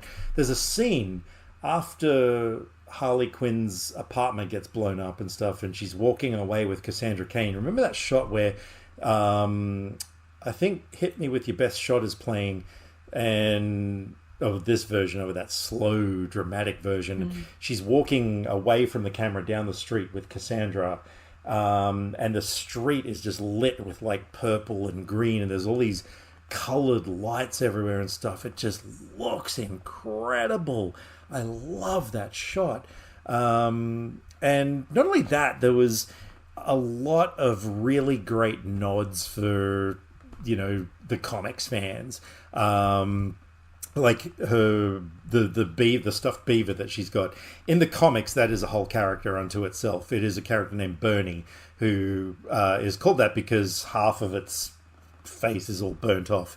And that was a missed opportunity in this film when the apartment blows up, not to have the damn beaver get burnt. But not only that, the whole plot actually borrows heavily from a storyline called Behind Blue Eyes, which, yeah, was really, really, like, oh my God, one of the best Harley Quinn stories ever written. And so there's a lot of nods to that in the story for this. So, yeah, I mean, God, for fans of the character, like, you just, yeah, this movie can really, well, I wouldn't say do no wrong. I mean, I did rate it 4.5 stars because I, and these were criticisms that I actually gave this film in my very initial YouTube review. I've been so caught up along since then with, oh my God, this movie's perfect. But watching it again, I was kind of like, no, I've got to agree with myself here. I did think that the whole sort of time skipping thing does get a little confusing sometimes. Did you feel that? No. Oh, okay. And somebody justified it once by saying, "Oh, but that's because the story's being narrated from Harley's perspective, and so Yeah, it's got to because I be mean, chaotic." she's narrating it, and then she's just like, "Oh wait, I didn't tell that," or whatever, and it goes back and then comes back. So yeah, I don't know. I For seem to me, be okay with things like no, that. that's cool. I guess my brain works for things like that. Because you're a psycho. Yeah, I get that. But there's one other thing that doesn't sit well with me. Okay, so it's the bit where she's tied to a chair and Roman Sionis is taunting her, and Victor Zsasz, who was another character that was drastically changed from the comic books, because in the comic books Victor Zsasz is a serial killer who, I know they kind of did the scarring thing, but he puts a tally mark on himself for every person that he kills, but he's just menacing and evil and all this sort of stuff. Whereas in this one, it's sort of like, is he the gay lover of Black Mask? Like, are those two? If he's not, he wants to be. Yeah, you know it. But look, again, who cares? But okay, so they're taunting her, and then at one point, Roman just slaps her in the face, and of course she goes into that sort of dream sequence of being Marilyn Monroe. I don't mind that, like, that's cool, but the way that it winds up being played out, the frantic camera work and the quick edits and people with machine guns and all this sort of shit, like, I don't know, that I didn't like it. It's sort of, if it was more just a kind of standard song and dance number, it probably would have sat better with me. But how it just turns into this frantic, chaotic thing, like, yeah, that never quite gelled with me. And watching it again, I was like, yeah, no, I can't pretend to like that. So yeah, those are the only minor things for me, but it is what it is. I did like that sequence. Yeah, that's fair enough. So basically everything that I didn't like well, about the not film, like the editing, with. I don't care about that. I just meant in general yeah, like her being Monroe and dancing with it and stuff. I did like that line though. Was it? I thought it was a guy that was supposed to get the girl the diamond or something. I thought that was pretty cool. But yeah. But no, look. I mean, I've seen that film around 20 times now, I think. So clearly, I'm a fan of it. I just find it's one of those, disposable, enjoyable sort of films. It's not going to change your life in any sort of way, but. If you're after the ultimate good time, then I would highly recommend that. I feel like some people forget that movies are entertainment, and you can just have fun with them. They don't have to be super important, like art house masterpieces with important messages for everyone. Like, you can just go have fun. Yeah, exactly. And I didn't think this movie was, I mean. Yes, it is, empowering to females. It is a feminist film or whatever, but I don't think it in any way trashed men, as a lot of people, of course, say. Like, did you get that? No, it's... I mean... As a woman, tell me what your thoughts are. I mean, it's focusing on the woman, so of course they're the main people in it. And... I mean, good stuff's not happening to the guys, but they're the villains. Like, there's not a lot of male characters besides Ewan McGregor and his sidekick. I'm never going to remember people's names. So, Zaz. like, are you saying that because bad stuff happened to them? But I mean, look, I mean, There's no main male protagonist. yeah. But I didn't think that. I don't think about stuff like that when I'm watching a film. I'm just like, these are cool characters I'm hanging out with. I don't care about genders and how many of each gender are in a film. I mean, 12 Angry Men. It's 12 men. Yeah, exactly. Do people complain about that? But look, I say good on them for making a film where there are a bunch of, great female characters. Because, yeah, I mean, look at all why the not? Batman films we get and stuff. Like, yeah. And it would have been Harley Quinn. It would have been a bit weird having a Harley Quinn movie where she's hanging out with a bunch of guys. I mean, well, hang on, they did that. It was Suicide Squad. That's right. Yeah. So I don't know. I think people, like you said, they just don't really know how to just I have a think good that's time. one of those like bad places, bad people on the internet, like that small section that want to complain about everything. Yeah. So yes, no, I was very happy to have another excuse to watch that film again. So And I've been meaning to rewatch it again since I'd only seen it the one time, and I really liked it. Cool. Well, I don't really know how to segue into this next film, but well, speaking of films that you hadn't seen before, why don't you tell us a little bit about 1917? Well, if I can just do a little detour to talk about your favourite film director, Mr. Christopher Nolan. Love the guy's work. He's such a pioneer of something, I don't know. I like, of course, an opportunity to talk about Dunkirk, another war film that has comparisons in my brain to 1917, because I remember when I watched Dunkirk, mild spoilers for not what happens, but the overall theme of the film. If you don't want to know anything about it, fast forward a bit. But that's the movie that you're dropped in, you don't know what's going on, you're just with these characters and all the other characters that you meet along the way, and there's no heart to heart, here's my life story to each other. There's no flashbacks to their life beforehand. You're just there in the moment, and it doesn't let up the whole movie because you don't have those breaks, which I thought was amazing. I've never been so tense watching a film because, you're watching it and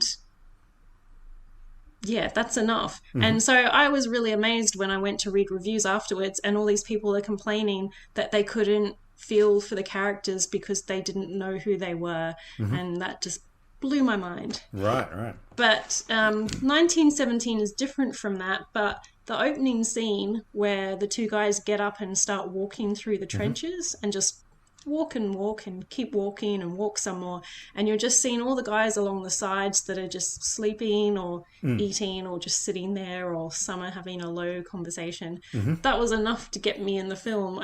There's something about war films, I guess, that as soon as I see stuff like that, then my mind just starts imagining what it was like to be there, just because so many men and boys had to do it. It's a real thing.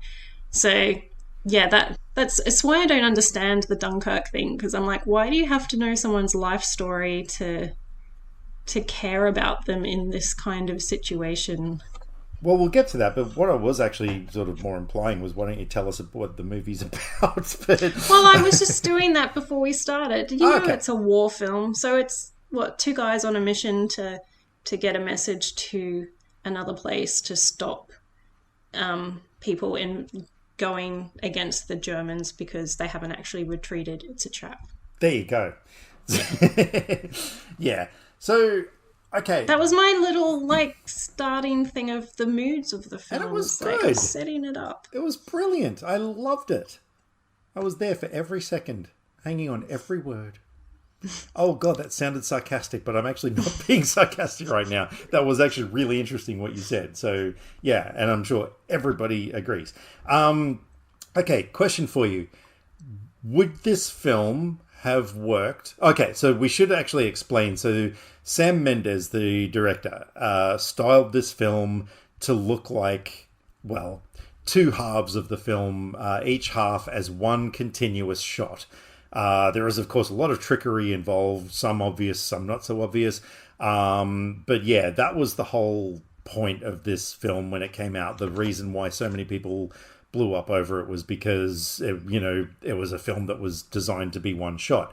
When you look at films like Alfred Hitchcock's Rope and stuff like that, which was set in one single apartment, which is a lot easier to style a film that looks like one shot, for a movie of this scale, it was a milestone achievement.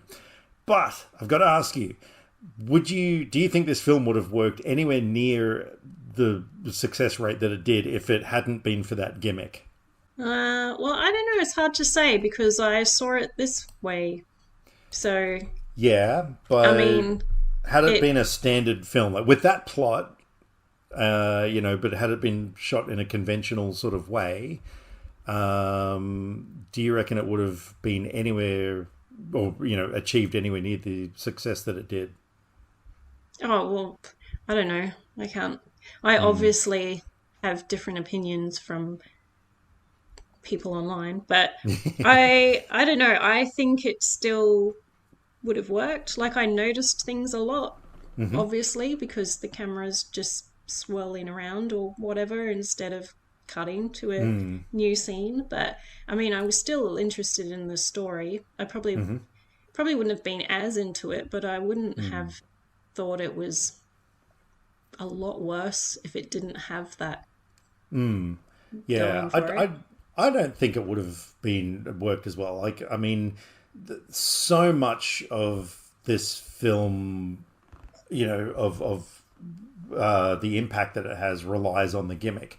Now, when I say that, though, I'm not saying that in a bad way whatsoever because that gimmick was extraordinary. Mm. I mean, my God, from a filmmaker point of view, it utterly blows the mind trying to fathom how they put this thing together, because like you're saying, when you're looking at those first shots, of the two, Blake and Schofield walking down the trenches, and yeah, you look, I'm glad that you brought that up because this time around I really noticed all the extras, what they were doing on the sides and everything, and the Mm. attention to detail was extraordinary. But not only that, because a lot of these things were done in one continuous shot, you know, they would have had to, build extensive sets and stuff. They couldn't just.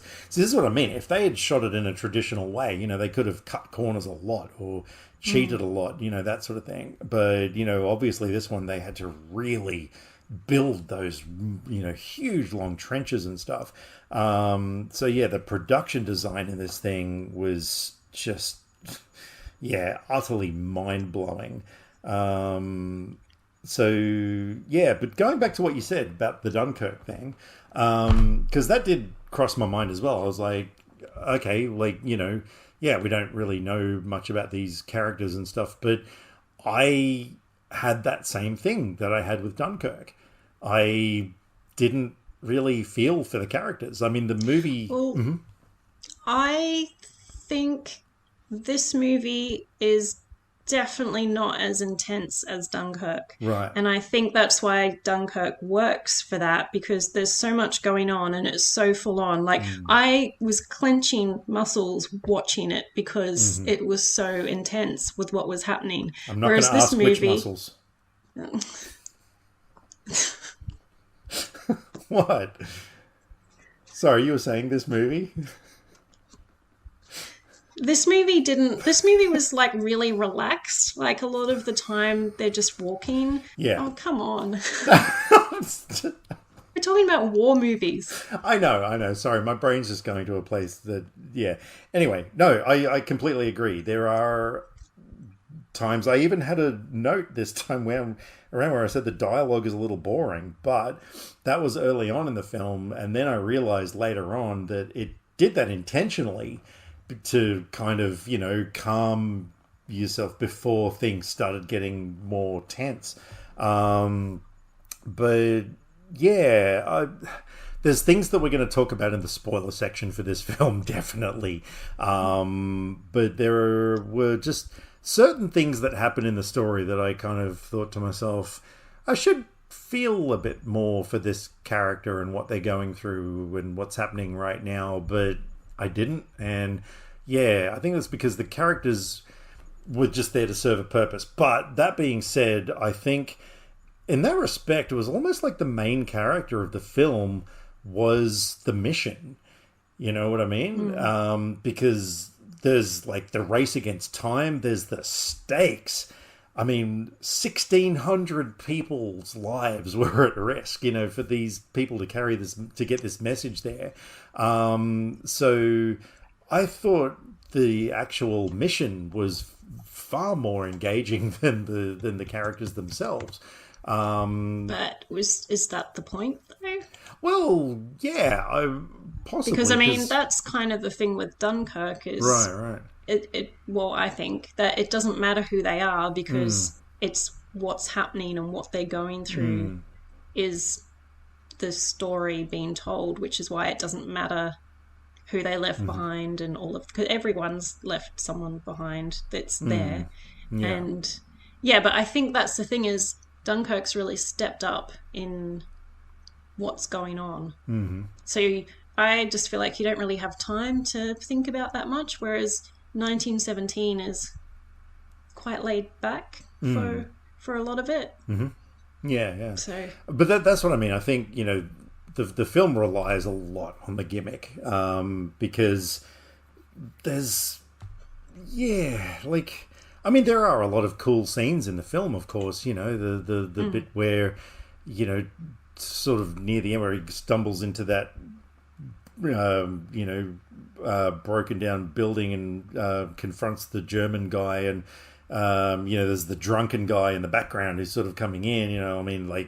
There's a lot of really memorable scenes in the film. I thought the scene where Schofield finds the French woman with the baby, that scene was really heartwarming and quite touching, and told you a lot about his character, the fact that he gave her all the food and everything and I like how the milk played into it, how he sort of kept that milk from earlier, and then of course, that came into it there, and I thought that was really, really cool. But like I said, by the end and that's another thing as well, they say one of the rules of screenwriting is that your character has to be a different person than they were at the start of the film, and I kind of got the feeling that aside from being extremely exhausted, he didn't really have a character arc. So character wise, the film wasn't that interesting, but no, the plot was definitely really cool, and the gimmick was just out of this world. So you enjoyed it overall? I did. Yeah, cool. I just had to check because pretty much this whole time you've been talking about Dunkirk instead of 1917. So, well, no, I was just making some comparisons, but Dunkirk's kind of a masterpiece. So Oh, here we go. You just had to drop that, didn't you? Yeah. Look, to be honest, I will give Dunkirk another go at some point when I'm feeling completely masochistic. Yeah, but I don't know. Yeah, 1970. The whole thing with that stuck in my mind that what made it a more memorable film for me was the gimmick.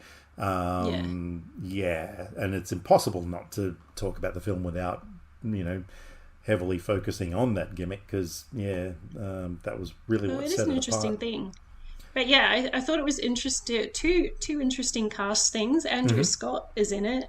As I mentioned last time when you announced that's what I'd be watching. But it was interesting because I after he was in it, he was really fun in it, the way Mm. he talked. But I realized that he's obviously not going to be in it again because it's a one take movie and the Mm. camera's following the characters who have moved on elsewhere. So I was Of like, oh, course, okay, yeah. that's it. Because I was watching the video of him talking about scenes from his roles, Mm. and they showed this movie, Mm. and he was talking about how doing 6 minute takes or whatever. Mm. And I was thinking about that as I was watching it because he was saying about lighting the cigarette and, you know, you're hoping that it's going to work Mm. because you're doing these long takes. And I think he said that it was like the 20 something take that he Wow. thinks that they used for That's the thing that he was insane. doing. So when you Yeah. think about how many takes you might need to do, but they're that long because Mm. of how they're filming it. Mm. So it's Oh, pretty yeah. impressive that they're, yeah, Yeah, yeah. doing that, knowing their cues and their lines and remembering everything. And if it's Mm. a sort of actiony scene, I guess, Mm. if they have to fall or do something, like Mm-hmm. how they do it and That's what I mean. You know, everything. the planning that would have gone into every single thing, and the luck involved. Because yeah, like there was a scene in a trench where the camera goes down and shows a guy there with a dog, and I'm sitting there thinking, man, what if that dog like saw a bird or something and just like started running off barking or whatever, like so you're relying on that. There's a bit towards the end when Schofield is when he comes out of the trench because there's too many people there, and then the big push starts and everyone's coming up, and there was a bit where one guy runs out and barrels into him and knocks him over, and I'm just thinking the choreography in that scene is just, oh man. So yeah, I rate that film really highly because of how it was made. There's, yeah, you can't deny that it's an absolute masterpiece in terms of technical achievement. Also, shout out to Anson Boone, who had a tiny role that I wouldn't have even recognized him if I hadn't seen his name and knew he was in it. Oh, He okay. was the guy who played Johnny Rodden in that Sex Pistols series I was going to say the a name couple of years sounds. Oh back. yeah, yeah. Of course he is. Hang on, Yeah. And who then I looked him was up, and he? he's only done one thing since the Sex Pistols show, so I don't know what's going on there. He was one of the guys in the truck. Oh, right, right, right. Yeah, yeah. Okay. Yeah, yeah. Well spotted. Hmm. But yeah, there was some pretty cool cast. Oh, I mean, Mark Strong is just always brilliant in everything that he's in. And it was, yeah, cool seeing Colin Firth and Benedict Cucumberpatch in there as well. But yeah, like you said, when you see these people, you kind of like, oh yeah, I'm probably not going to see them again. So Hmm. yeah. But anyway, no, I'm very glad that you enjoyed it. But yeah. Yeah, it was So good. it was good, but I no maybe Dunkirk, right? no Dunkirk. Dunkirk's 5-star masterpiece. Okay. Well, one day I will rewatch Dunkirk, and we will talk, because who knows? Maybe I might enjoy it more. Anyway, Hopefully. we shall see. Um, which leads us to our final film, which is a movie that I have heard you talk about since the day we met. You didn't actually talk Well, about it on the not day we met, but since I met you, yeah. you've mentioned it many It's times. yeah, but mainly it's not my favorite of his films, but Yeah, so this it's is kind of the most what was probably the most popular or was okay. before Poor Things. So this is a film that I'd never heard of until I met you, called "The Killing of a Sacred Deer" by Yogurt Lithium. Yorgos Lanthimos. Okay, I'll say it properly. And yeah, you talked about the film here and there, and Mm. you didn't say enough about it to make me think, oh, I need to see this film. And then when I saw Poor Things, and I was kind of like, yeah, it's interesting. And so yeah, you forced me to watch. No, okay, I Russian rouletted this film, and so I didn't really know what to expect going into it, and I didn't expect to love it as much as I did. Oh man, I was in JB Hi-Fi yesterday, and I actually even glanced at the shelf to see if maybe it was there, because That's how much I love this film. I want to own this film. So this film is about Colin Farrell, Nicole Kidman, Barry Keoghan, is it? Yeah. Yeah. They're all in this thing. So Colin Farrell plays a doctor who, once upon a time, operated on somebody and they died in the procedure. Later on, he befriends the son of the guy who died, and they kind of strike up Spoilers. a strange friendship. No, it's not. It's in the start of the film. It's a fair way into it. Whatevs. You spoil the mystery of what is this relationship between these two? Why are they hanging out? What's going on? Well, shushes.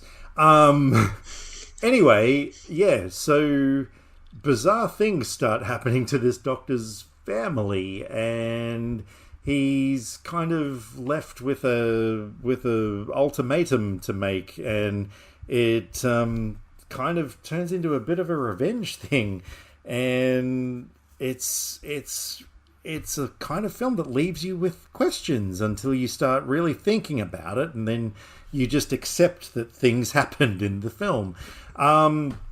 Look, man, yeah, this film blew my mind. I put it this way: Kylie fell asleep halfway through it because we were laying in bed watching it. So of course, prime time for her, and it was a Friday night, which is her sleepy time.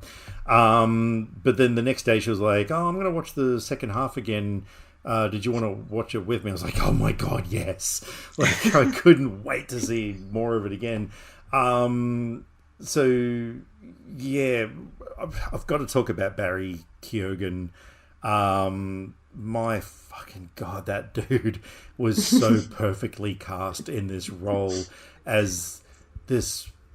I mean, he was okay. Yeah, he was creepy, but like in a different kind of a way. Just the way his mannerisms, the way like he kind of moves around a lot while he's talking and stuff. He can never sit still and things like that. Like there was so many nuances to the character.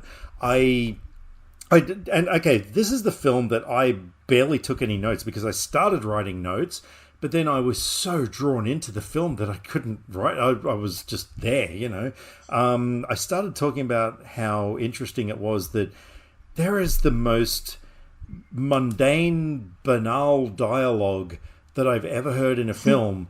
They're talking about nothing. They're talking about watch straps and. And the way that they're talking. Yeah. But I'm sitting there, I'm like, why am I enjoying this film so goddamn much when it's got the worst dialogue I've ever heard? And then there are these scenes where there's this, dramatic music playing over, any time that. Okay, what was it? Was Martin? Yes, so Martin was the creepy kid, and Stephen is Colin Farrell's character. When Martin and Stephen are talking, there's this dramatic music playing in the score, and I was like, well, what are they trying to say here? And of course, later on, you realize that it's foreshadowing. I thought the only other notes that I thought the wide lenses looked really cool. There's a lot of uses of big wide lenses, like, so like a standard shot where somebody walks into a room to talk to somebody where, they might plonk the camera down in one corner and in comes the person, they talk, cut to another shot from behind here, or whatever. In this case, no, they put a massive wide lens down in the corner. You see the person come into the room. You just see, kind of like in Poor Things, they did it there as well a lot.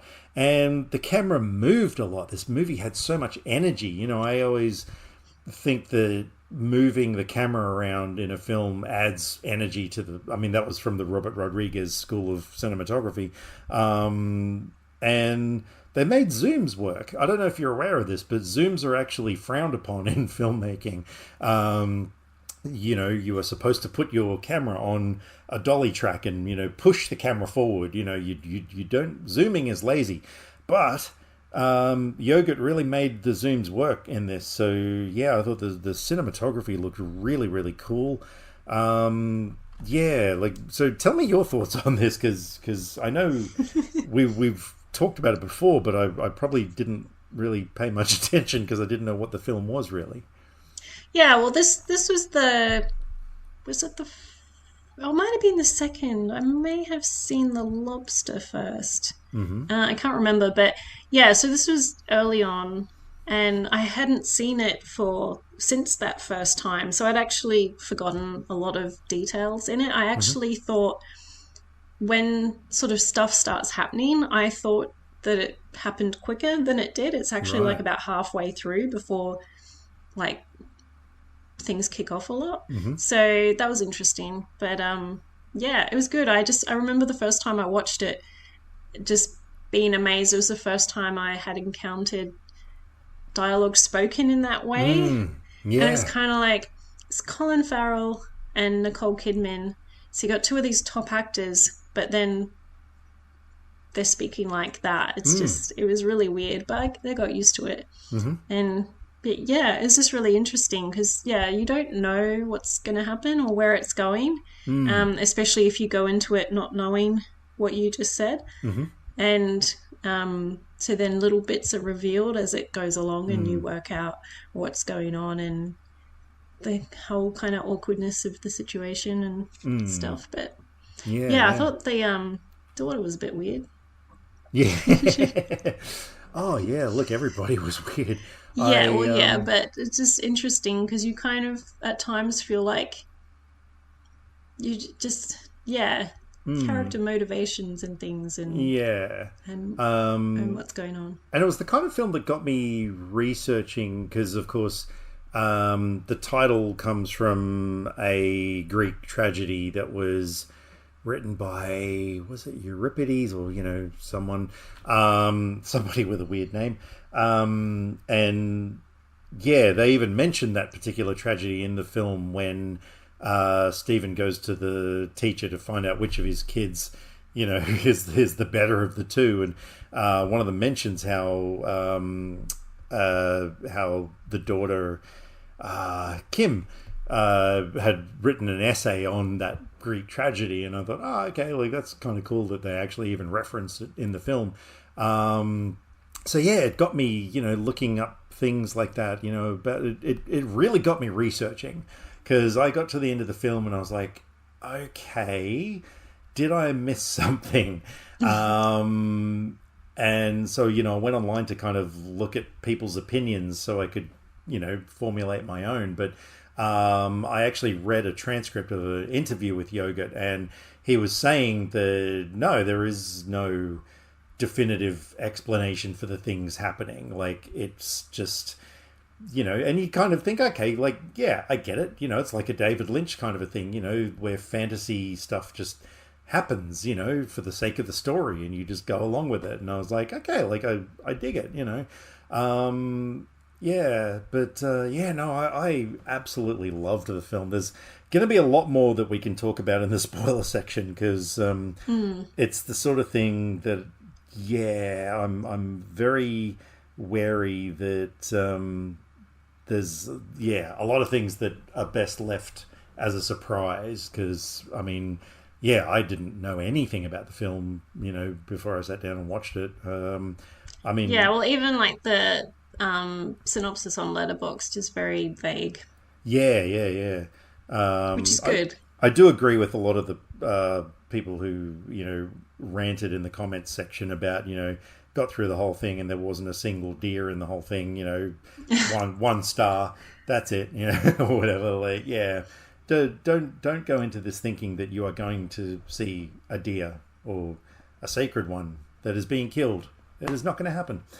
Which is Um, good. We don't want to see that. Oh no, no, no, no, no, no! Actually, that was one thing that I thought about with 1917. I was the bit where they're crawling through and there's all the dead horses around. I was like, Mm. if that asshole who made Come and See was making that film, they probably would have actually had Uh, someone slitting horses' throats on the actual set or whatever. But yeah, anyway, I'm still not over that film, by the way. So yeah, look, Killing of a Sacred Deer. Yeah, I absolutely loved it. I well, would I'm recommend glad it. so you can continue on your journey of his filmography like I've been I doing. can indeed. Yeah, no, I would highly recommend it to, yeah, absolutely anyone who loves a good mystery thriller. I mean, people have said it's a horror film, but I didn't get that at all.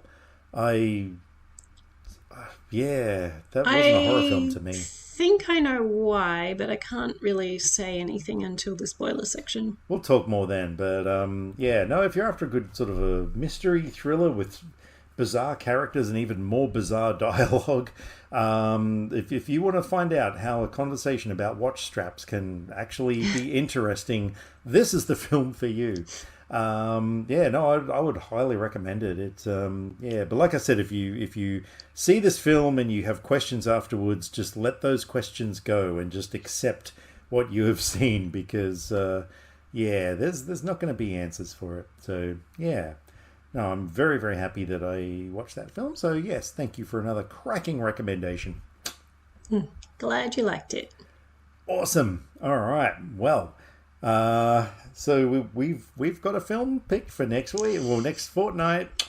Oh yes, we do. And if Steve Kirkham, if you are listening to this, you, my friend, are going to be happier than anybody right now because what's our next main film going to be? Well, we've mentioned this particular actor on the show before, not in relation to anything that we've been watching. We talked about him just And today. yeah, Yeah, that worked out well. it did. So there's a movie which actually I've only seen once before, and I went to rewatch it recently, and I got about 10 minutes in and thought, this feels like the kind of movie. It kind of made me think of Deadly Prey. It's not like that, but so much happened in the first 10 minutes that I thought would be fun to talk about that I turned it off and decided to wait until we did it as a main movie. So we are Awesome. going to watch American Ninja. Oh, yes, we are. Oh, my God, I am so excited. So, yeah, my friend Steve and I, we are obsessed with the American Ninja films. I'm going to have to work on my pronunciation so I can say it properly. Yeah, we've got quite an obsession with those films. And I know, I know that my friend Jesse over at the Rad podcast, they also did American Ninja not too long ago. So please Oh, know that we are not ripping you off.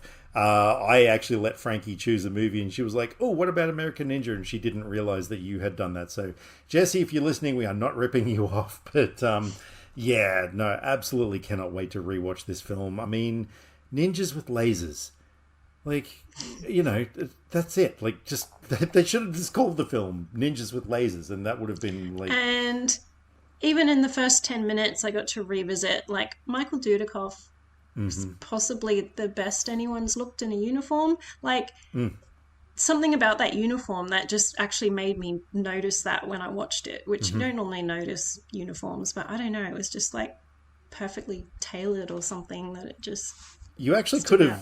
have you could have abridged that sentence and just said, you know, Michael Dudikoff back then was the best anyone's looked. Full stop. There it is. Well, The best I anyone's don't looked. know about that. Look, I will. I'm going to have to. Yeah, but before we talk about that film on the next one, I'm going to have to, you know, declare like a public service announcement that I am not gay. I do have a female fiance who is filled with babies right now, and yeah, but the way that I will be talking about the dude, oh man, oh my god. Ah, the best anyone's looked. You're absolutely right. So, all right. So that's Except Aiden Quinn in 1985. so yes, those. Well, that is going to be the film that I'm gonna go first this time with giving you the choice of three for your film because I think you went first last time. Okay. All right.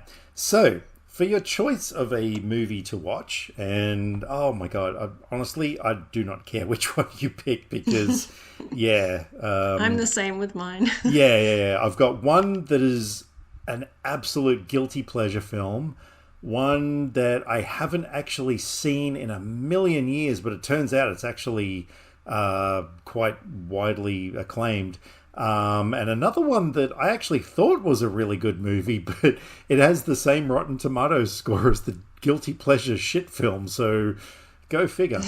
All right, so I've done something a little bit different. I've gone to no, I haven't. Well, I did go to Rotten Tomatoes, but it let me down. So I am using strictly letterboxed quote thingies, reviews for this one, and I've picked two short ones for each film. Okay. So the first film that I am going to read reviews for, it has a 33% critic score on Rotten Tomatoes and 36% audience score, so you know this is going to be a good time. The first review says, in the first few minutes, I thought this was going to be fucking stupid, but by minute 71, realized it was a once-in-a-generation masterpiece. The second review for this film, no, hang on, that's not the right one. Here we go. The second review for this film says, the most entertained I've been in a movie this year. Badass women fighting and defeating men, say no more. Plus a beach volleyball scene, say no less. So there you go. That's the first film. The second film that I'm going to read has a critic score of 74% and an audience score of 73%. The first review says, I watch this movie every Christmas and it always makes me and my entire family laugh so hard that we almost throw up. Which I loved, whoever wrote that. The second review says, I've just got to make sure that it doesn't mention the title. No. One of my all-time favourite movies. I still laugh all through the movie, even though I've seen it probably 100 times. The sarcastic humour and the actors all work together. And finally, we have a movie that has a critic score of 33% and an audience score of 52%. The first review says, an unacknowledged comic masterpiece. The reaction shots in this movie are spectacular. I watch this movie and smile like I slept with a GD coat hanger in my mouth. What? And the second one... okay, this is a little bit of a longer one. I have a soft spot for these early 90s comedies as I grew up on them. Renting these types of films on VHS was a weekend treat in my family. This film is a somewhat funny, if very predictable goofball comedy with an energetic performance from the lead actor and solid directing from the director. This is the kind of flick you put on when you just want to zone out without having too much to think about. So, there you go. Well, got me with the early 90s. Oh, yeah? I'm going the third one. Oh, all right. Oh, cool. Okay, so this one... Oh man, this is a film that I have seen so many times. It is one of my most, if not my most favorite Mistaken Identity film, and that is Taking Care of Business with Jim Belushi and Charles Grodin. From, I think it was 1990, was that film? I think. Not gonna lie, a little disappointed that you didn't go with the first one, the shit film, but it's alright, because I'm excited about you seeing this one, because, yeah. And I was really surprised that it only got 33% from the critics, because I actually thought it was a really good film. But there you go. So, yep, that is the one that you need to watch. Let's see. Mm-hmm. Don't know anybody else in it. By name, at least. Yeah. There's a few famous people in it, but yeah. But anyway, I love the film. It is, yeah. I like that the most popular Letterboxd review mentions that he never surfs on a car. Very disappointing. Because the poster... These misleading posters. Yeah, the poster of the film has got him surfing on top of a car in a Hawaiian shirt. Not only did that, but he doesn't wear the Hawaiian shirt in the film either. So, yeah, a bit disappointing. But anyway, what can you do? Yeah. All right. I'm so happy that you're going to be watching this film. Oh, I love it. I think it's because his character, Jimmy Dworsky, in the film kind of reminds me of me in a lot of ways. And yeah, when you watch the film, let me know if he reminds you of me as well. Okay. My movies, apart from the first one, are a bit darker. You seemed, well, I don't know about your first one, but the other two were obviously very much comedies. Ah, no, the first one was definitely not dark. Holy shit. I almost want to tell No, you I what know it yours is. weren't dark, but I was saying you went comedy and whatever the first Yeah. one is, and mine, my first one's a comedy, but the other two are not. All right, go for it. Okay, first one has 72% critics score and 77% audience score. Nice. I've gone for a letterboxd review because Rotten Tomatoes let me down. Yeah, same. Short and sweet. That's not the review. That's Oh, I'm giving you a short review. okay. You could watch Grease while high on meth, or you could just watch this instead and save yourself the trouble of having to buy meth. Oh, wow, okay. Next one has 87%, Ooh. and the very disappointing 42% audience score. Forgiveness, guilt, revenge, and redemption are some of the many themes approached by a slow-burning thriller that will have your full attention from start to end. And then the third film has 60% and 65%. I've got two short ones put together for this. Cool. This one is a stunning and unhinged character study of a serial killer. And the second one, if you love fucked up movies and you love gore even more, the perfect movie. Okay, we're going number 3. You had me at serial killer. You will be watching The House That Jack Built. Oh, you've told me about that film, haven't you? Yeah. Yes. What was Matt the deal with Dillon. that film? Like, Matt Dillon is a serial killer. right. Okay, cool. What year is that one from? 2018, Lars von Trier film. Oh, okay, cool. All right. Yeah, no, I'm very interested in checking that one out because I remember you telling me about that, and I remember thinking to myself that sounded interesting. I didn't rate it like very high, but there's certain things from it that are still in my head, and I only saw it that one time at the cinema. Right. And so I've been thinking I should probably rewatch it. And so, yeah. That's Are you why happy that I put it picked on that the one? list. I am, but I would have been happy if you picked any Yeah. of them because I my other films were both 5-star films. Okay. I kind of want to tell you what my first one was that I almost forced you to watch. Or you can if you want. Yeah, I do want to. It's a film. It's called DOA, Dead or Alive. It's based on a video game, like a fighting game. Yeah, I've heard of that. Yeah. I saw that film, I think it was like the early 2000s when I was kind of obsessed with Holly Valance. And I watched it because of her. But I sat there, by the end of it, I was like, that film was so atrociously bad, but oh my God, I had such a blast watching it. And because I've been recently watching My Name is Earl, Jamie Presley is also in DOA, and so that just kind of got me thinking about that film.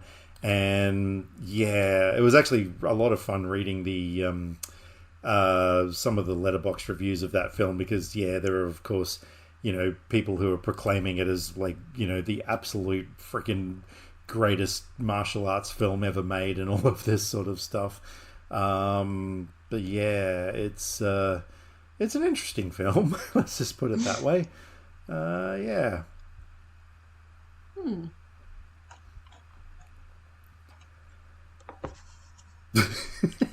Like this review, I've seen actual pornography that objectified women less than this movie. Decent fights, though. Oh, man. So, yeah, I don't know if I'll ever add that to the list again. So that's why I figured, what the hell, I'll tell you what it is. But anyway. All right. Well, that concludes our chitty chat stuff that doesn't have spoilers in it. So yes, without further ado, we are going to unzip the sealed section. So for anybody who does not want to hear spoilers about Killing of a Sacred Deer, and 1917, and probably not Birds of Prey, because I don't think there's any spoilers in that. Oh, actually, there's maybe one little thing I can talk about. But yes, for anybody who does not want to hear spoilers for that, we will bid thee adieu for now. Thank you very much for sticking around and listening to us rambling on about movies that we love and not so love, and yeah, and all that. So yeah, we'll see you in 2 weeks' time. But in the meantime, for everybody else, let's go jump into the sealed section.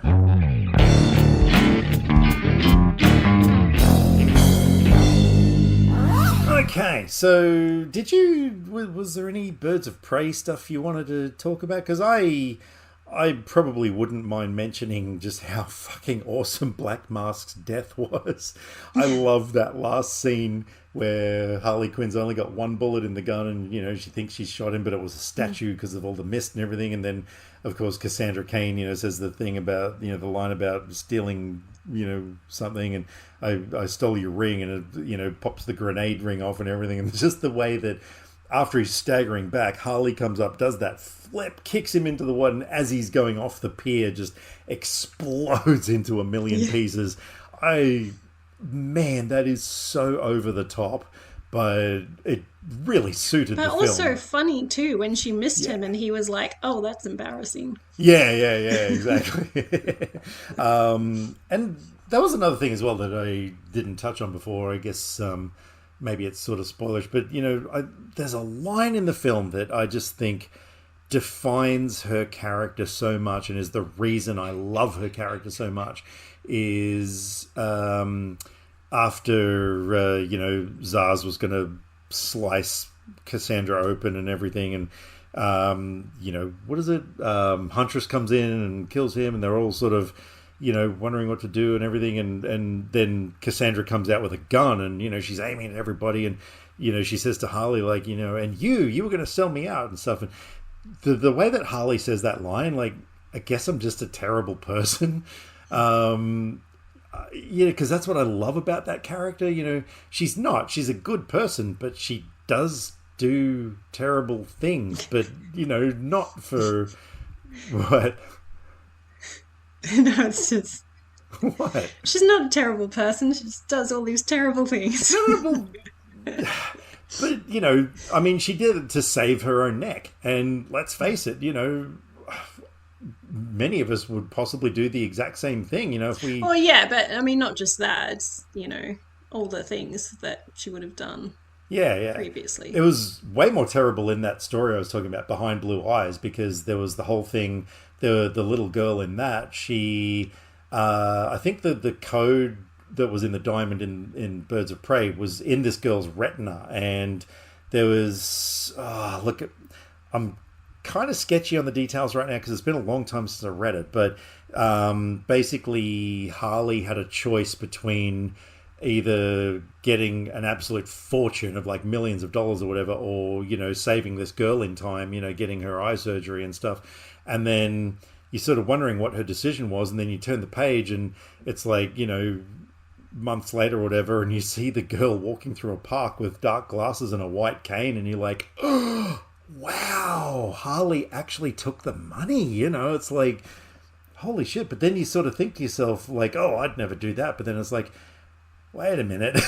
Some little girl who I barely knew, or millions of dollars, like, oh, it's... I'm not going to say one way or another, but it makes you think, that's all I'm saying.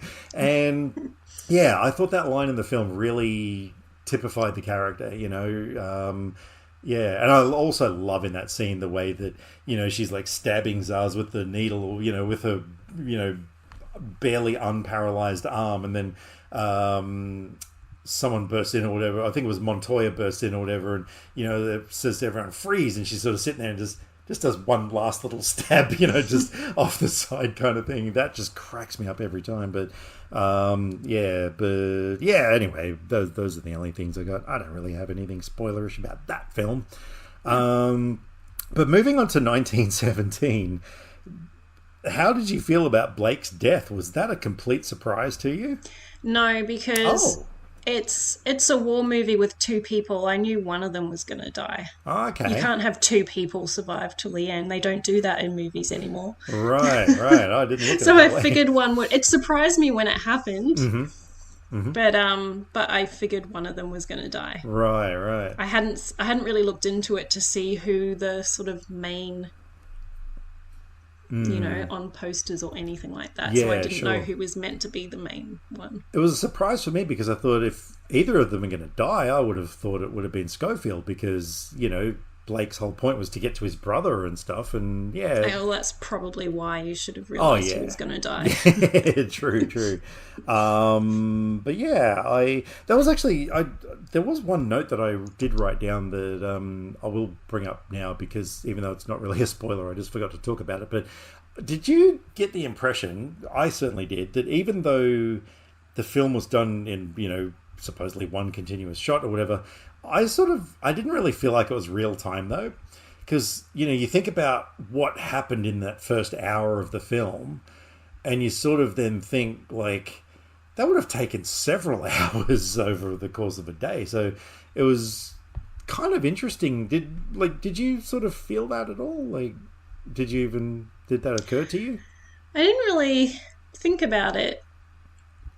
Because you I look at mean, what I guess happened in that's that first why he half. got knocked out because then that passed some time Yeah, so but you that it think was about nighttime. But they get the mission, they go through the territory, the guy gets killed, the truck comes along, they get picked up, the truck gets stuck in mud, they get out of the mud, all of those things would not have happened in 1 hour. So it's kind of fascinating, isn't it? That it is done in 1 hour, but you sort of think, no, that feels like it would have happened in a lot more time. So yeah, it was interesting anyway. But and that's not a criticism. I'm just sort of it was just something that I never really noticed before, and just noticed this time. So yeah. I didn't really have any other spoilers other than Blake's death for that one. Did you have anything spoilery about 1917? don't think so. I did find it convenient that everyone was such a bad shot that was Oh, the shooting at him. Germans, yeah. But I guess the whole thing is that everyone gets shipped off to war, so they probably don't know how to shoot. So it's Mm. probably makes sense that they might be quite useless. And the guns were quite antiquated as well, I guess. But yeah, that thought crossed my mind as well. He's getting chased by people and there's gunfire going off everywhere and they're just like ping, ping, pinging around Yeah. him. And yeah, it's like, yeah, okay, fair enough. Except, I guess, the one that hit him and knocked him Yeah, out. yeah, true. All right, well, now, can we talk about killing of a sacred deer? Okay, so, of course, the whole thing revolves around, what do you call it, a curse? Or something. So Dr. Stevens' family, so the whole point is that Martin it sort of tells him that his children are going to be paralyzed at the legs, and then eventually they're going to bleed from the eyes, and then they're going to die. But he has to basically kill one of his family members to make up for the loss of Martin's father. It's like the whole revenge thing. And so yeah, I'm sitting there. I'm like, oh, okay, this is cool. Like, how's he done it? Like, how did he slip them some poison or something? Like because my brain is in real world movie mode. And so that's why watching this thing, and of course, so the kids get paralyzed, and then there's that bizarre moment where the daughter is laying in the bed and Martin's downstairs in the parking lot of the hospital and is like, come to the window, and she gets up and walks over, and you're like, oh, okay. But then after that, she's paralyzed again. And it's like, what is this power that he has over them, And I read it best. I think it might have been on Letterboxd. Somebody said, described the plot as man playing God meets boy playing devil. And I was like, oh, yes, that's it. And then, yeah, reading that interview with Yogurt, and he said that there isn't meant to be any sort of a thing. Like, it's just, that's just the story. That's just how you got to take it. And I was like, okay, all right, all right, this is cool. But yeah, I thought that was really fascinating. I thought, the effects of when Bob, the son, when he starts bleeding from the eyes looked incredible. Like, that was a brilliant visual effect. And yeah, the scene towards the end where, Colin Farrell's standing there with the, he's got pillowcases over each family member, rifle in hand, hood over his face, like, that was so tense. I fucking jumped at that first gunshot. And yeah, it was like, oh my God, like, this is just crazy, and then of course, yeah, Bob gets it, and the daughter's fine, like, everyone's fine, and then you get that last bizarre scene where they go into the diner, and where Martin comes into the diner where they're all sitting, and they get up to walk away, and yeah, it was eerie. It was really, really eerie. But no, that was the thing. That was the main thing. Like, I needed an explanation. I was like, I've got to know what's going on, until I realized that no, there is no explanation, and I was fine with that. So, did you kind of get that the first time you watched it? I don't remember. Okay, fair enough. Too long ago. But yeah, I'm interested to see you go on to The Lobster, because that is similar in style, completely different story, right. but also has Colin Farrell. Okay, cool.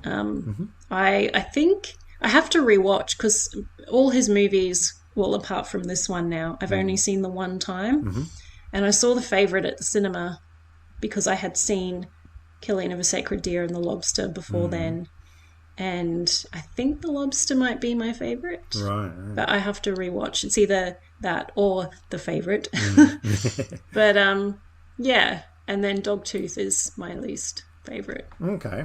It's a very weird. All his films are weird and worth a watch, but just definitely not one of my top ones. But yes, I'm glad you enjoyed, because there's such a style to his movies that. And because I know you weren't so into Poor Things, but because he's got this style, I guess Poor Things was a bit different from the others, perhaps, or at least from this one and The Lobster.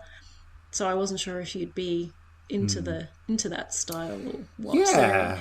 And I was very glad, because sometimes I know that you're probably going to like a film, and then sometimes I'm not sure, and then other times, like this movie, I just have no idea. It's just so weird. I just can't be sure how someone's going to go watching it. Look, I'm the same. I never know how I'm going to go with these sort of films. Because I lean more towards sort of mainstream, genre films rather than your more art house stuff. But I mean, look, if a film does it right, the way that Killing of a Sacred Deer did, like, I'm totally on board. I'm not just gonna go, ooh, this is an art house film, I'm not gonna watch it. I'll give anything a go, but I'm definitely keen to see more of his films now after that one, especially. So all right. Did you have any other spoilers that you want to say for Killing of a Sacred Deer? Don't think so. I can't think of anything. Well, being that it is exceptionally late, I think we should get out of here. Sounds good. I have to get up in just under 6 hours now. There you go, people. See, this is what we do to bring you quality entertainment.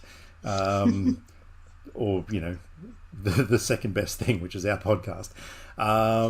Cool. All right. Well, once again, thank you to everybody for sticking around. Anything you want to say to your adoring fans?